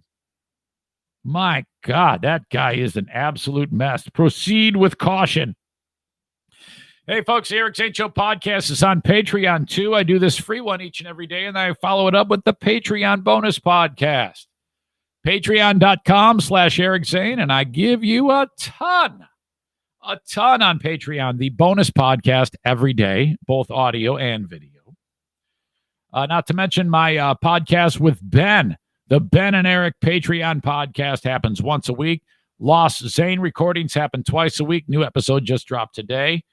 The Insane Asylum, which is my music show that I record for Northern Michigan's WQON. You get it without commercial interruption and before it actually airs. And then Smarter Than a Former Drug Dealer Trivia, where you will take on Dale, /Dale, in a trivia contest for a $25 cash prize that rolls over and gets bigger if Dale wins. Dale's under the weather right now. I hope he's feeling better. I know he has been sick. Just thinking about you, buddy, and I hope you make a quick turnaround. And then when you recover, we can get back to playing the game. But Dale is definitely under the weather. Okay. My friends at Irvine's Auto Repair, Grand Rapids Hybrid, that's where we'll be for the great food giveaway coming up on Wednesday, December 23rd. Thank you for the use of your facilities to get that done and your support of this. You guys are awesome. If you need your vehicle repaired, the place I want you to go is Irvine's Auto Repair, Grand Rapids Hybrid. I trust them with our vehicles, and I want you to do that too. sometimes that's tricky. You just call up anybody who is near you and hope for the best. All right, that's one way to do it. But I'm asking you as a fan of the podcast, if you're in West Michigan, to reach out to Irvine's Auto Repair Grand Rapids Hybrid for everything you could possibly need for a European, Asian, or a domestic vehicle, and any hybrid, okay? Irvine's Auto Repair Grand Rapids Hybrid. Call them at 616-532-6600, still in the COVID protocol, where you will drop your car off, and it will be given back to you, repaired and sanitized. Thank you. You may have heard my sponsor spotlight with John Jenkins over the weekend. I posted it to the audio side of the podcasting platform, and I spent about 20 minutes talking to John. John and his better half are business owners of Forever Lawn West Michigan, synthetic grass for your home or your business. And just giving you a little glimpse as to who he is and his business. So if you're thinking about synthetic lawn for your business or your home, maybe a putting green, maybe you need an area for the dogs to run, frankly, if you have an area for where the dogs run, and especially if you have a female dog, every time that dog pees, it's ruined. It's going to kill the grass. Synthetic lawn is absolutely great. It doesn't get ruined like that. And it is, it looks a million times better. And if you even want to make the, reach out to them at Forever Lawn West Michigan about having on your new construction or your existing home to be synthetic grass, that's a thing. And more people are doing it. Imagine never having to mow, never having to do anything with it. No watering expense, no expense to keep for the upkeep, no fertilizer, no gasoline for the mower, no time. Think about that with Forever Lawn West Michigan. The money you will save in the long run is well worth it, and a lot more time for you and your family. Foreverlawn.com/WMI is their website. Foreverlawn.com/WMI for more about what they do and if you want to request a quote. Okay, it's all there on their homepage. Or call them at 616-258-6450. All right. Well, it took forever, but the frickin' Cleveland Indians have decided to call it quits on the name The Indians. 105 miserable years. Can you believe this? That's how long it took for them to finally get the memo that referring to yourselves as the Indians is not good. Even at a young age, I always thought that was weird. I thought it was weird about the Indians and the Redskins. Even I, as a school-age boy, knew that this was fucked. And that was back when people weren't nearly as woke as they are now. And thank God that they are becoming more woke, because I don't have any patience for this whatsoever. There have been some exceptions. There have been some that got ahead of it way early. Like in the state of Michigan here, there is a school known as Eastern Michigan. And for the longest time, they were the Hurons, named after the Huron tribe. And they just said, let's just get out of this. This is decades ago. And they finally just got out of it. At about the same time, the Central Michigan University Chippewas were also in that same exact boat. And what they did was, the first thing they did was went to the tribe and said, what do we need to do to make this acceptable so that it's not a shit show like the Cleveland Indians or the Washington Redskins? And the tribe, who the school obviously worked with quite extensively, said, all right, well, we're not comfortable with this logo. We're not comfortable with Tomahawk Chop and war drums and all that other shit. And they used to have a big arrow on the helmet. They said, we're not comfortable with that either. So nothing depicting anything like that in stereotypes. And then, there's, I'm sure, some other variables that were in place, and the school, it works. It works. There is nothing. If people went ahead and tried to get Central Michigan University to change their name now, the first group that would step up in support of them keeping it would be the tribe. That's a fact. But conversely, Redskins, which is a slur, well, thank God that finally ended. And it's still fucked that it took that long. And it wasn't until money stepped in. I think it was FedEx said, yeah, you're going to change your name or we're going to not give you any more money. That Dan Snyder, that ignorant bastard, decided he finally is screwed and gave it up. Now they're known as the Washington Football Team. And that's just a placeholder. They'll have another name. But right after that happened, I remember the Cleveland Indians were like, I think we should maybe be thinking about this. They came out and said that. Now the Indians, they have like this Chief Wahoo, which is this huge-nosed Indian caricature. It's as insulting as like any type of stereotypes you would see about any race of people. You know, the characteristics they would show on old school cartoons of various groups of people. It was that type of silliness and just awful. So, you know, that's fucked up. So it's a long time coming, but the Indians have finally decided that is it. A team spokesman leaked it out that the franchise has no immediate comment on this leak, but it's sources close to the team are saying that this is going to happen. The New York Times said that the team will make a formal announcement or could make a formal announcement later this week. It's not known. Oops. Well, that's not good. My mic just came off of this damn mic stand, so that means I have to change mics. Thank God I have this one. That scared the shit out of me.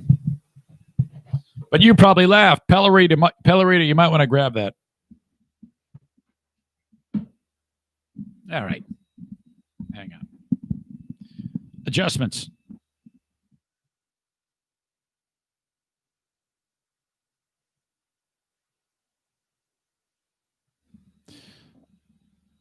Don't lose the screw, Eric. That was hilarious. All right. Where the hell was I? Cleveland's move away from the Indians follows a similar decision earlier in the year by the Redskins, yada, yada. For years, Native American groups and others have protested against Cleveland's use of Indians as its name, as well as other imagery used by the American League Charter franchise founded in 1901. Actually, they said that last year they ended up removing the Chief Wahoo from its cap and jerseys. It took that long to get Chief Wahoo from the caps and jerseys. And then you got some guy banging the war drums in the outfield. Remember the film Major League? That was depicted in that.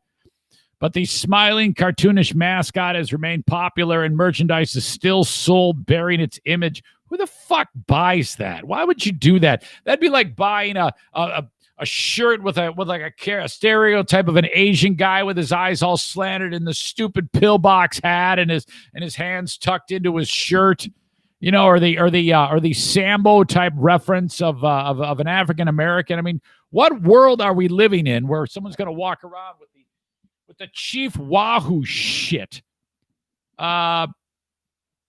The Indians have dealt with a backlash from fans upset over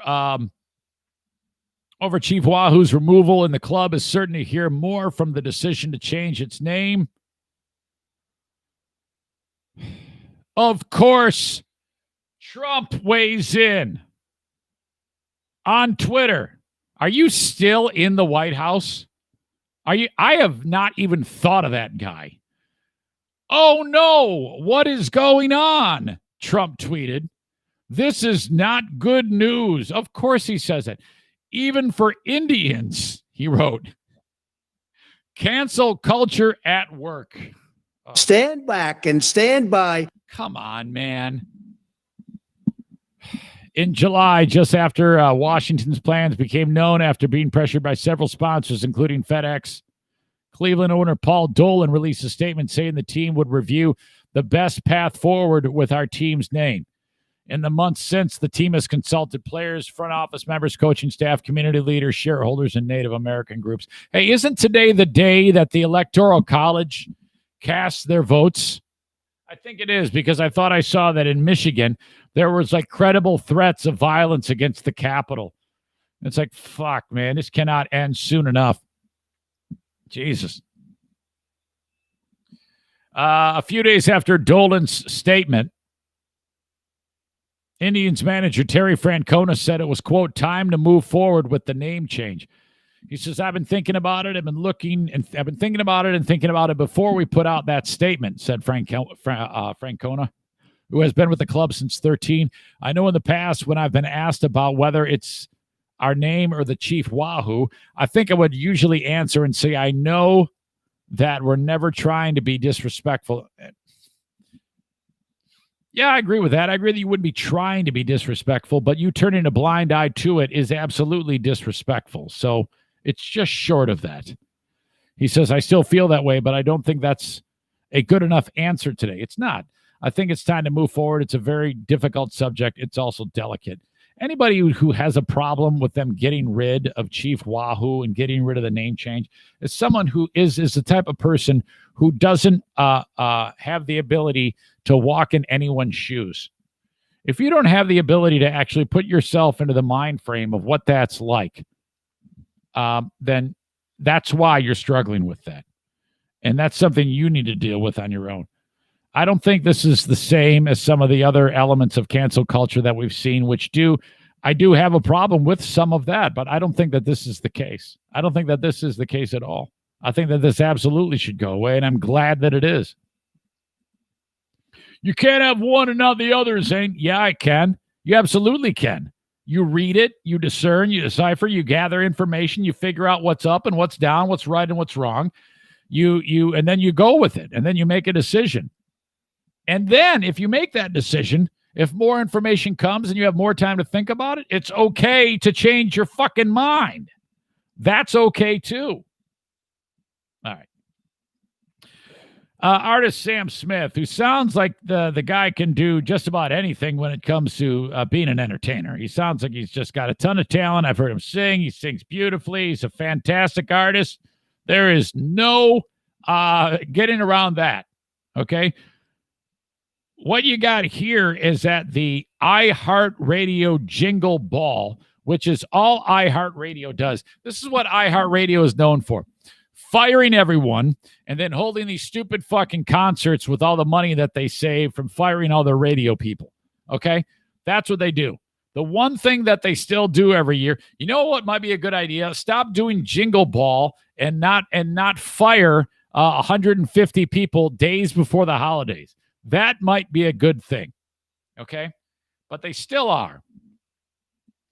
They did the big iHeartRadio Jingle Ball, and artist Shawn Mendes was like one of the people who would like, all right, here's our next act, the Oneaters, or whatever.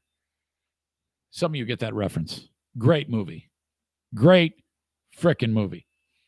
And so Shawn Mendes is introducing Sam Smith. Excuse me. And it went, ladies and gentlemen, our next artist needs no introduction. He's made people happy from coast to coast all around the world. Sam Smith.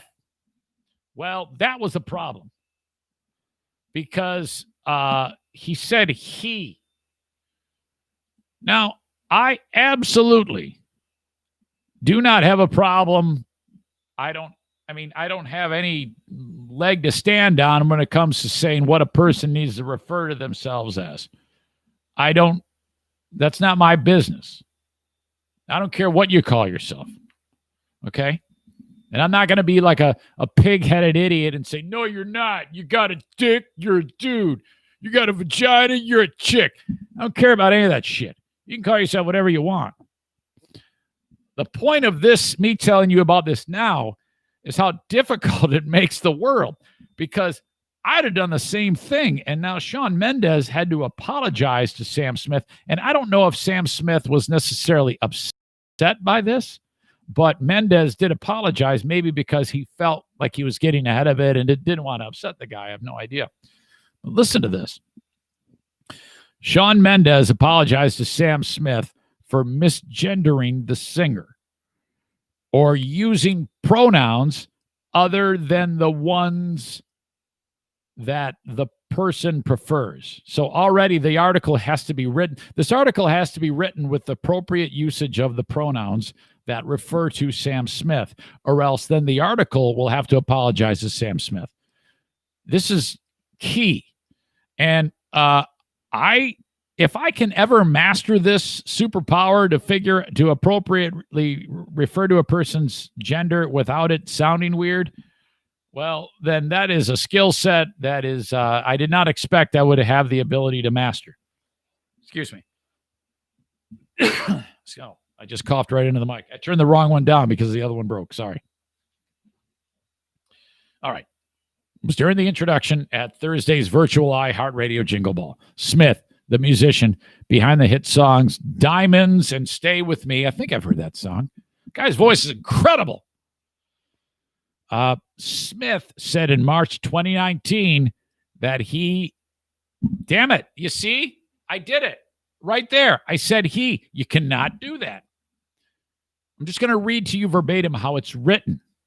And it sounds weird but that's what they want. And I just did it right there.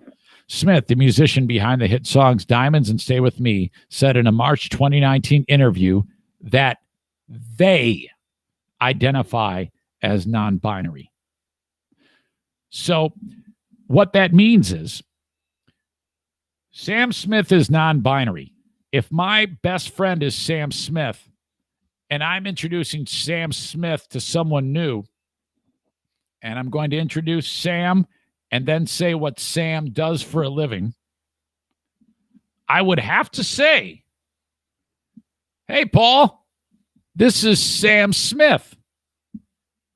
They are a top singer. They are a Grammy Award-winning artist.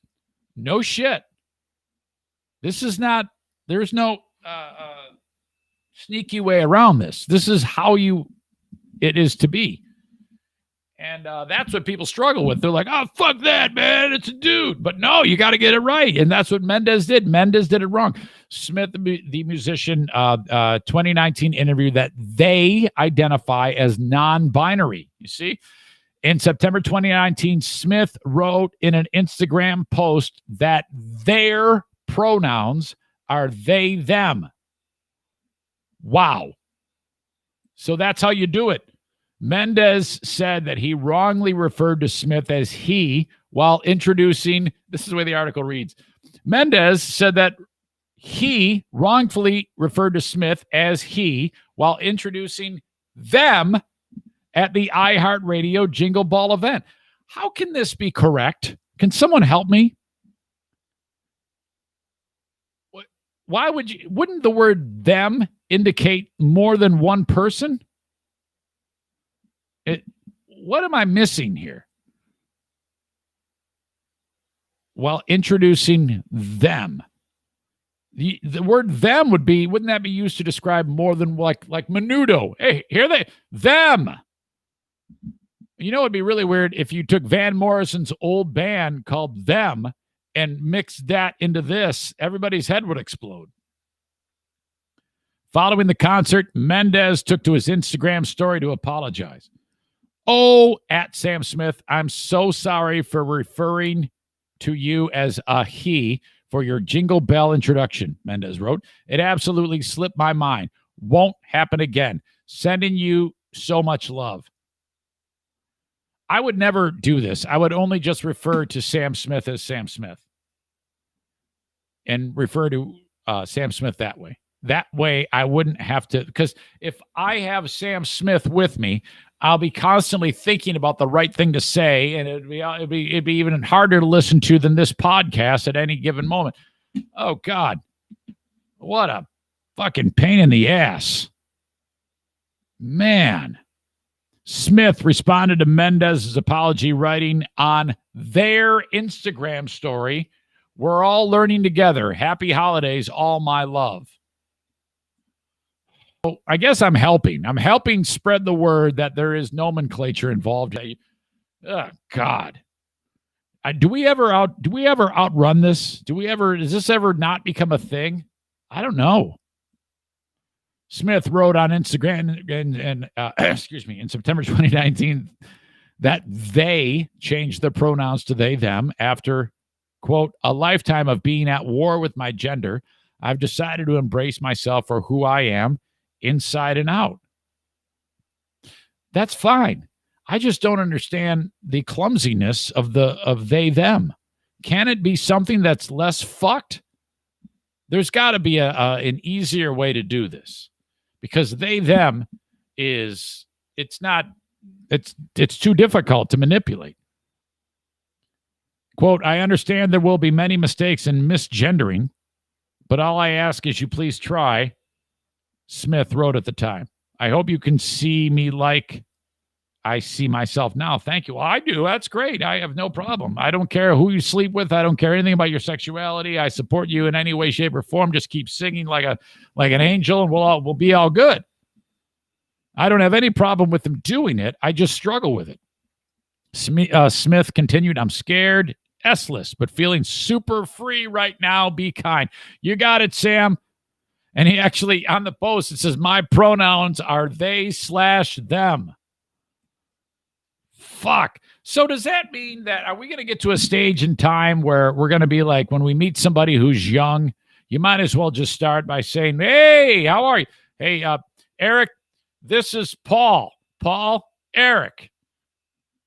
Paul's pronouns are they, them. Or what do you do? Can you choose any? Oh, fuck. What a tangled web this is. Or then do I ask, hey, what do you want to be known as? That just seems awkward to me. I don't like it at all. I mean, I'll do what you tell me to do, but it's just really clumsy. As hard as that, I can't believe I just mispronounced the word clumsy with clumsily. You can tell I'm getting tired. All right. Let's see. During the iHeart Radio virtual holiday-themed concert on Thursday, Smith sang a cover of Frank Sinatra's Have Yourself a Merry Little Christmas. I'm sure it was great. As well as Diamonds and Dancing with a Stranger. Other performers included Billie Eilish, The Weeknd, Dua Lipa. Oh, again, I don't know who these people are. I know who Billie Eilish is. I've heard of The Weeknd. And Harry Styles. Who doesn't know Harry Styles? Come on. All right, so there you go. I try not to sound ignorant in all of that, but at the same time, it just seems really, really clumsy to me. Okay. Subscribe, rate, and review to this podcast. I appreciate it very much. So if you would do that in whatever podcasting app that you listen to the show on, Blue Frost IT is the managed IT service provider for the show. Check them out, 616-200-8550, 616-200-8550. For your small or medium-sized business, you might need some help in the IT department. You got it with Blue Frost IT, okay? Great organization. And, basically, if you have a small or medium-sized business and you have computers, one day things are going to go south. If you have the service contract already written, that's your employees, basically. They work for you. Blue Frost IT at 616-200-8550. Thank you. They also sponsor, of course, my Twitter. The Mario Flores Lakeshore team of Van Dyke Mortgage, 616. Oh, hang on. I got to read this by Kenny. I'll come back to that. Mario Flores Lakeshore team of Van Dyke Mortgage should say 231-332-6505. Never been a better time to get a mortgage with Van Dyke Mortgage anywhere in the USA, okay? If you are a fan of the show and you're thinking about listing the home, or if you're thinking about buying a home, what you need to do is call upon Mario and just at least hear him out. Anywhere in the USA, 231-332-6505 for Van Dyke Mortgage. Concerning Sam Smith, Kenny says, do they have a penis? That's a he. Do they have a vagina? That's a she. And I understand. I mean, I talked about that a little bit on this thing. But I'm not the guy to tell people what they should think. So, yes, you can think that. I mean, I agree with you, but that's their business. That's how I feel. And then he wrote, have they, all caps, ever had a dog that had puppies? Did they count how many puppies the dog had? When asked how many girls and how many boy puppies their dog had, how did they respond? Well, Sam Smith might have to talk to the dogs to get that answer. He might actually have that ability, Kenny. Did they say, well, I don't know, I got to wait until the puppies get older and tell me how they feel? He says, hashtag sorry, not sorry, but I am so tired of all this nonsense. Melissa adds, makes me think they have multiple personalities like Sybil. That's an old lady reference you're dropping, Melissa. Let's see. Dean says, just watch Schoolhouse Rock. All right. There you go. Boy, Kenny, you're a chatty Cathy today on the show. He's writing like books of material again. Holy cow. And then I noticed that when I was reading it, he wrote, read it all. Well, yeah, I'm going to read it all. The fuck? Kenny, are you cranky today? Is something going on? Is this really upsetting you? Hold on a second here. Hey, Siri. Call Hardcore Kenny on speaker.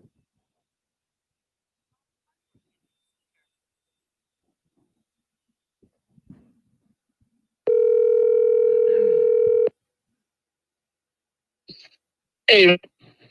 Yeah, hey, Kenny, what's the matter? Oh, man, I've been super stressed out, but, man, I missed the story. I wanted to hear about Shia or Shia or whatever. Oh, dude, that was rough. Yeah, I'm going to have to go back and listen to that. And so then I'm getting to give, all my attention, all ears, and then it's this. And I'm like, yeah. God. Dude, yeah, he's like, hey, man, I want to be referred to as they. Now, I don't care about that. it's just hard to, it's just fucked up. I just can't do it. I wouldn't even say it. I would just say, hey, Sam here, instead of if I wanted to say he's a Grammy Award winning singer, I would just say Sam's a Grammy Award. That way there's no way to fuck it up. There's no way to do it. Yeah, I guess, but I'm sorry. It shouldn't be everybody else's problem. It just shouldn't.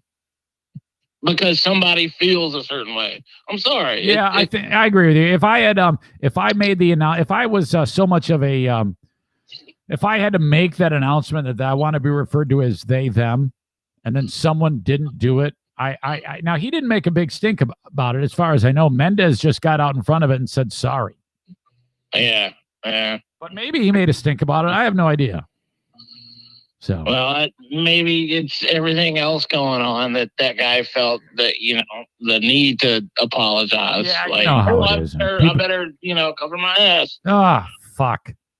I'm so over all of that. Yeah, I know it. Hey, Cleveland Indians, good or bad?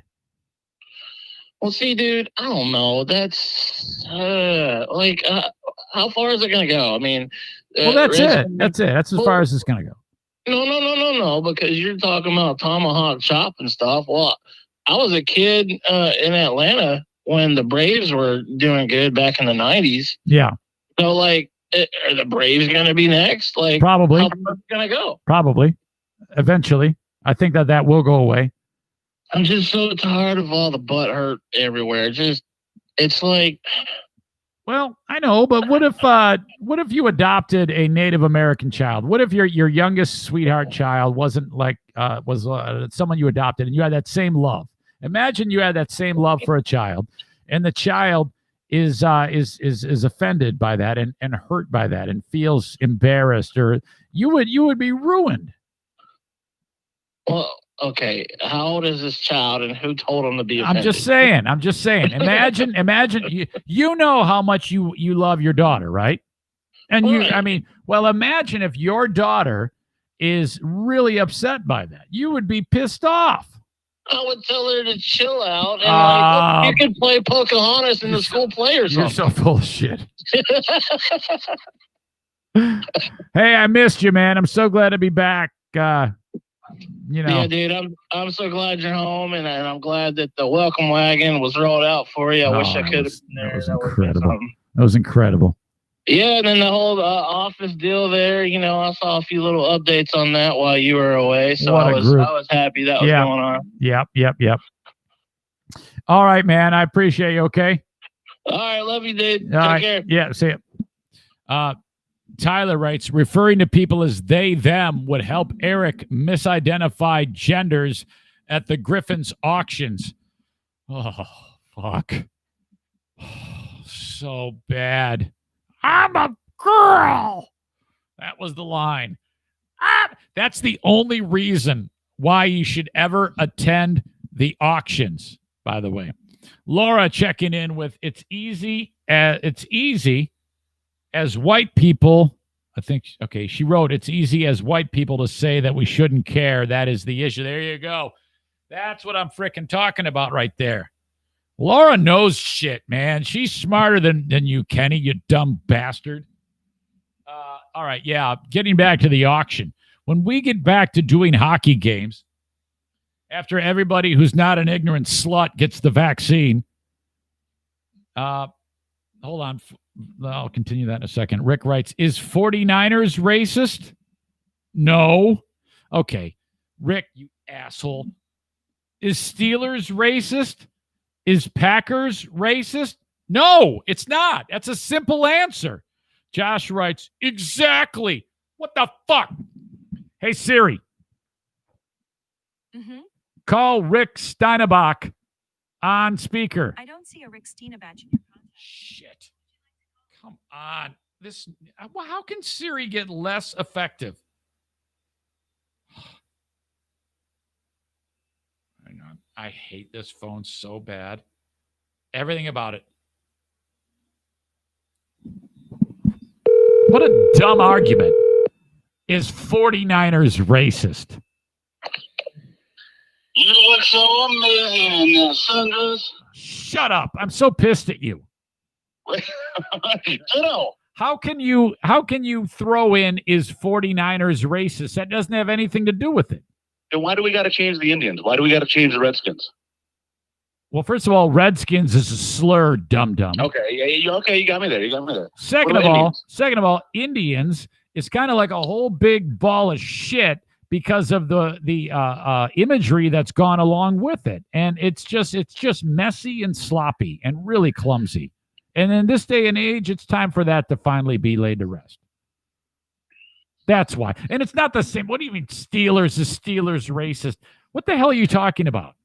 Well, I mean, part of the argument is using them for a mascot, and I don't see how that's consistent. Okay, if you had, I give you the same example I gave Kenny. If your little kid was adopted and it was a Native American, and she was like, "Mommy, why do they call the Indians and that guy's ugly? I'm not ugly." What? Seriously, that's screwed up. I feel like we need to have a sense of humor about ourselves. I do, and I know my family does, has a sense of humor about who we are and where we come from. Not that we've been persecuted in any way or discriminated against, but I feel like you got to have a sense of humor about yourself. That's the way I look at it. Oh, God, that makes me mad. Anyway, Kenny loves you. He's a big fan of all your comments, but I'll tell you, hey, can you give me an update of what's Kenny's going on? got good taste. Sure. What's happening at TC Paintball right now? Are you in a state of flux? Can you give me an update on things? How are you handling this nonsense as we see light at the end of the tunnel? We're doing some limited capacity stuff. Okay, so basically we're trying to be underneath the radar. We're trying to be as smart as we can be, and we're trying to stay in business. We're trying to do all those things. Do you still have outdoor capability?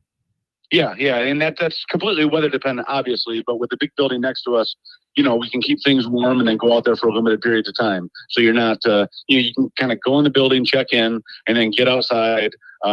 And you don't have to be out there too terribly long, but we're limited capacity. And instead of doing like an all-day open play session, you kind of stay as long as you want. We've broken it down into smaller sessions. So then we kind of, normally you're here for a couple hours at a time anyway. So we've made that a little bit more official instead of saying, yeah, you can stay for 5 hours. Now it's like, well, stay for 2.5, 3 hours, then GTFO, and we got the next group coming in. Gotcha.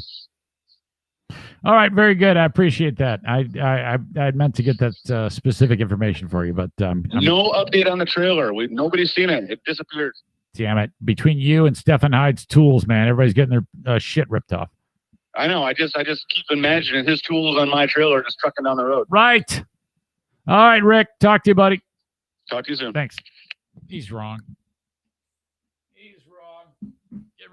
Get rid of the Indians.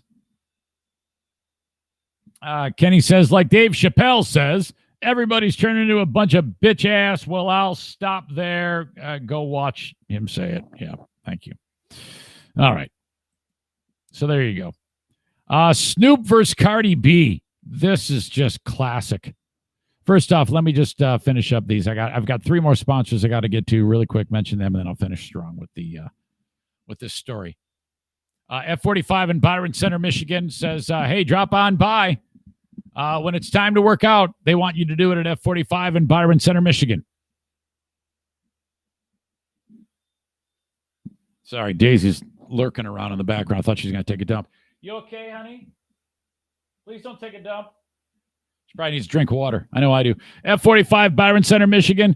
Reach out to them. F45training.com/Byron Center. Horizon Hydroponics. If you're growing stuff indoors, you do it at with the supply from Horizon Hydroponics. You can buy it online at horizonhydroponics.com. Get it in person. 4 locations: Alpine, Grand Rapids, Byron Center's Growers Outlet, Kalamazoo, and in Lansing. Orders $250 and over online. That is shipped free. And then use the coupon code Zane Show at checkout. It'll save you 10% for Horizon Hydroponics. And certainly not least, my friends at Stella Fly. S as in Sam, T as in Tom, ELLA fly.com. Your business can utilize their expertise about marketing your company on social media the right way. Things need to look good. If you're a guy who owns a restaurant and you just take your cell phone and take a snapshot of your special and then post it, first of all, it's going to look terrible because you took that picture. There's some expertise that goes into that. Stella Fly has everything you need to take care of all of that.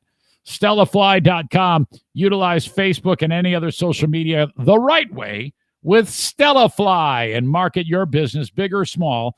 StellaFly.com. Okay, so in the past year, there's not a whole lot great to look back on for 2020. And I don't even know if the song WAP is a great thing to look back on. Actually, the song makes me so uncomfortable. I can't tell you how many times I've been driving limo and then, a car full of chicks starts playing that song. It's like, oh, God, it's just too much for me. Cardi B is married to that dude Offset. No idea. That's the guy. I guess he's a rapper too. He is now getting involved in this because Snoop Dogg, of all people, is saying that song, WAP, is too much. And if this is so fucked up, because if Snoop, over the years, if you were to look at his body of work, is every bit as terrible as the Cardi B song, how can he actually utter these words? Of all the people that should give criticism to the song, Snoop is not qualified to do that. You'd have to take somebody who actually, I don't know, maybe another a lady artist might have the be able to take a run at her to some degree with some standing. But of all the people, a fucking guy who does the same ass shit, and I hate to sound like a racist, but this is truly the best example of pot calling the kettle black. My God, Snoop saying that WAP is too much, you asshole. Man. Let's see. Offset, his message is basically this. Dude, pause. We got the Migos. This is the article says we got the Migos rapper Saturday in Beverly Hills and asked him about the tiff Snoop caused by saying Cardi shouldn't be so vulgar in her music. He told TMZ that while he loves Snoop and respects him like no other, he says the dog father's got it wrong. The rationale. TMZ says he makes very good points, probably ones I've already made. He says men should not be telling women what to do, period. Well, amen to that. Oh, God. But especially as it pertains to their own business and bodies. Okay, there you go. He says that's been going on for way too long throughout history, and Offset thinks we should uplift ladies now more than ever and let them shine. Well, all right. I mean, for me, if Diana suddenly started, if she made a hit song called WAP, if she was the one who did this, I mean, fuck, I don't know how I'd be able to, I would lose my mind because I wouldn't be able to take it. I mean, the only thing that I would be able to survive by would be the amount of money that she's making. And I would just like, all right, hey, tell you, you go ahead and talk about your wet ass pussy and I'll go over here and spend all your money. More importantly, Offset points out the double standard of male rappers being able to rap in often pretty filthy terms, including promoting violence, etc., but don't catch any flack that a female rapper might when this is the point. This is the absolute point here. This is the big one. But don't catch any flack that a female rapper might when she crosses a line in a man's mind. If she wants to be nasty as shit, let her. What the fuck? And how? No one should tell her how the hell to behave. It's a free country. Mind your own fucking business. And of all the people, Snoop, God, what an asshole thing to do. Offset also points out that he too has children, but that on this front, you got to acknowledge it's entertainment and not a moral compass. No, he's 100% right. Here's hoping they can all break bread after this. Sounds like Offset's cool enough with Snoop to call him up anytime. Yeah, boy, and his original statement about this, let's see. What did he first say? He says Cardi B, he said Cardi B should slow down when discussing her privates because he feels like a woman's vagina is something that should be cherished. Oh, God. And kept secret for whoever's fortunate enough to encounter it. He says he'd like to see more privacy and intimacy. Is this really Snoop saying this? Seriously, look at any of this guy's work. He says WAP pretty much epitomizes the exact opposite of that in his eyes. Well, so what? Of course, folks were quick to jump on Snoop and call him out for what seems like hypocrisy. See, now he's made a career of doing exactly that. He acknowledges that if he was younger, he'd probably be all about it and might even hop on the WAP remix. With that said, he notes that he's just older and sees things differently now. Boy, this is a bad look. You just shouldn't have said anything.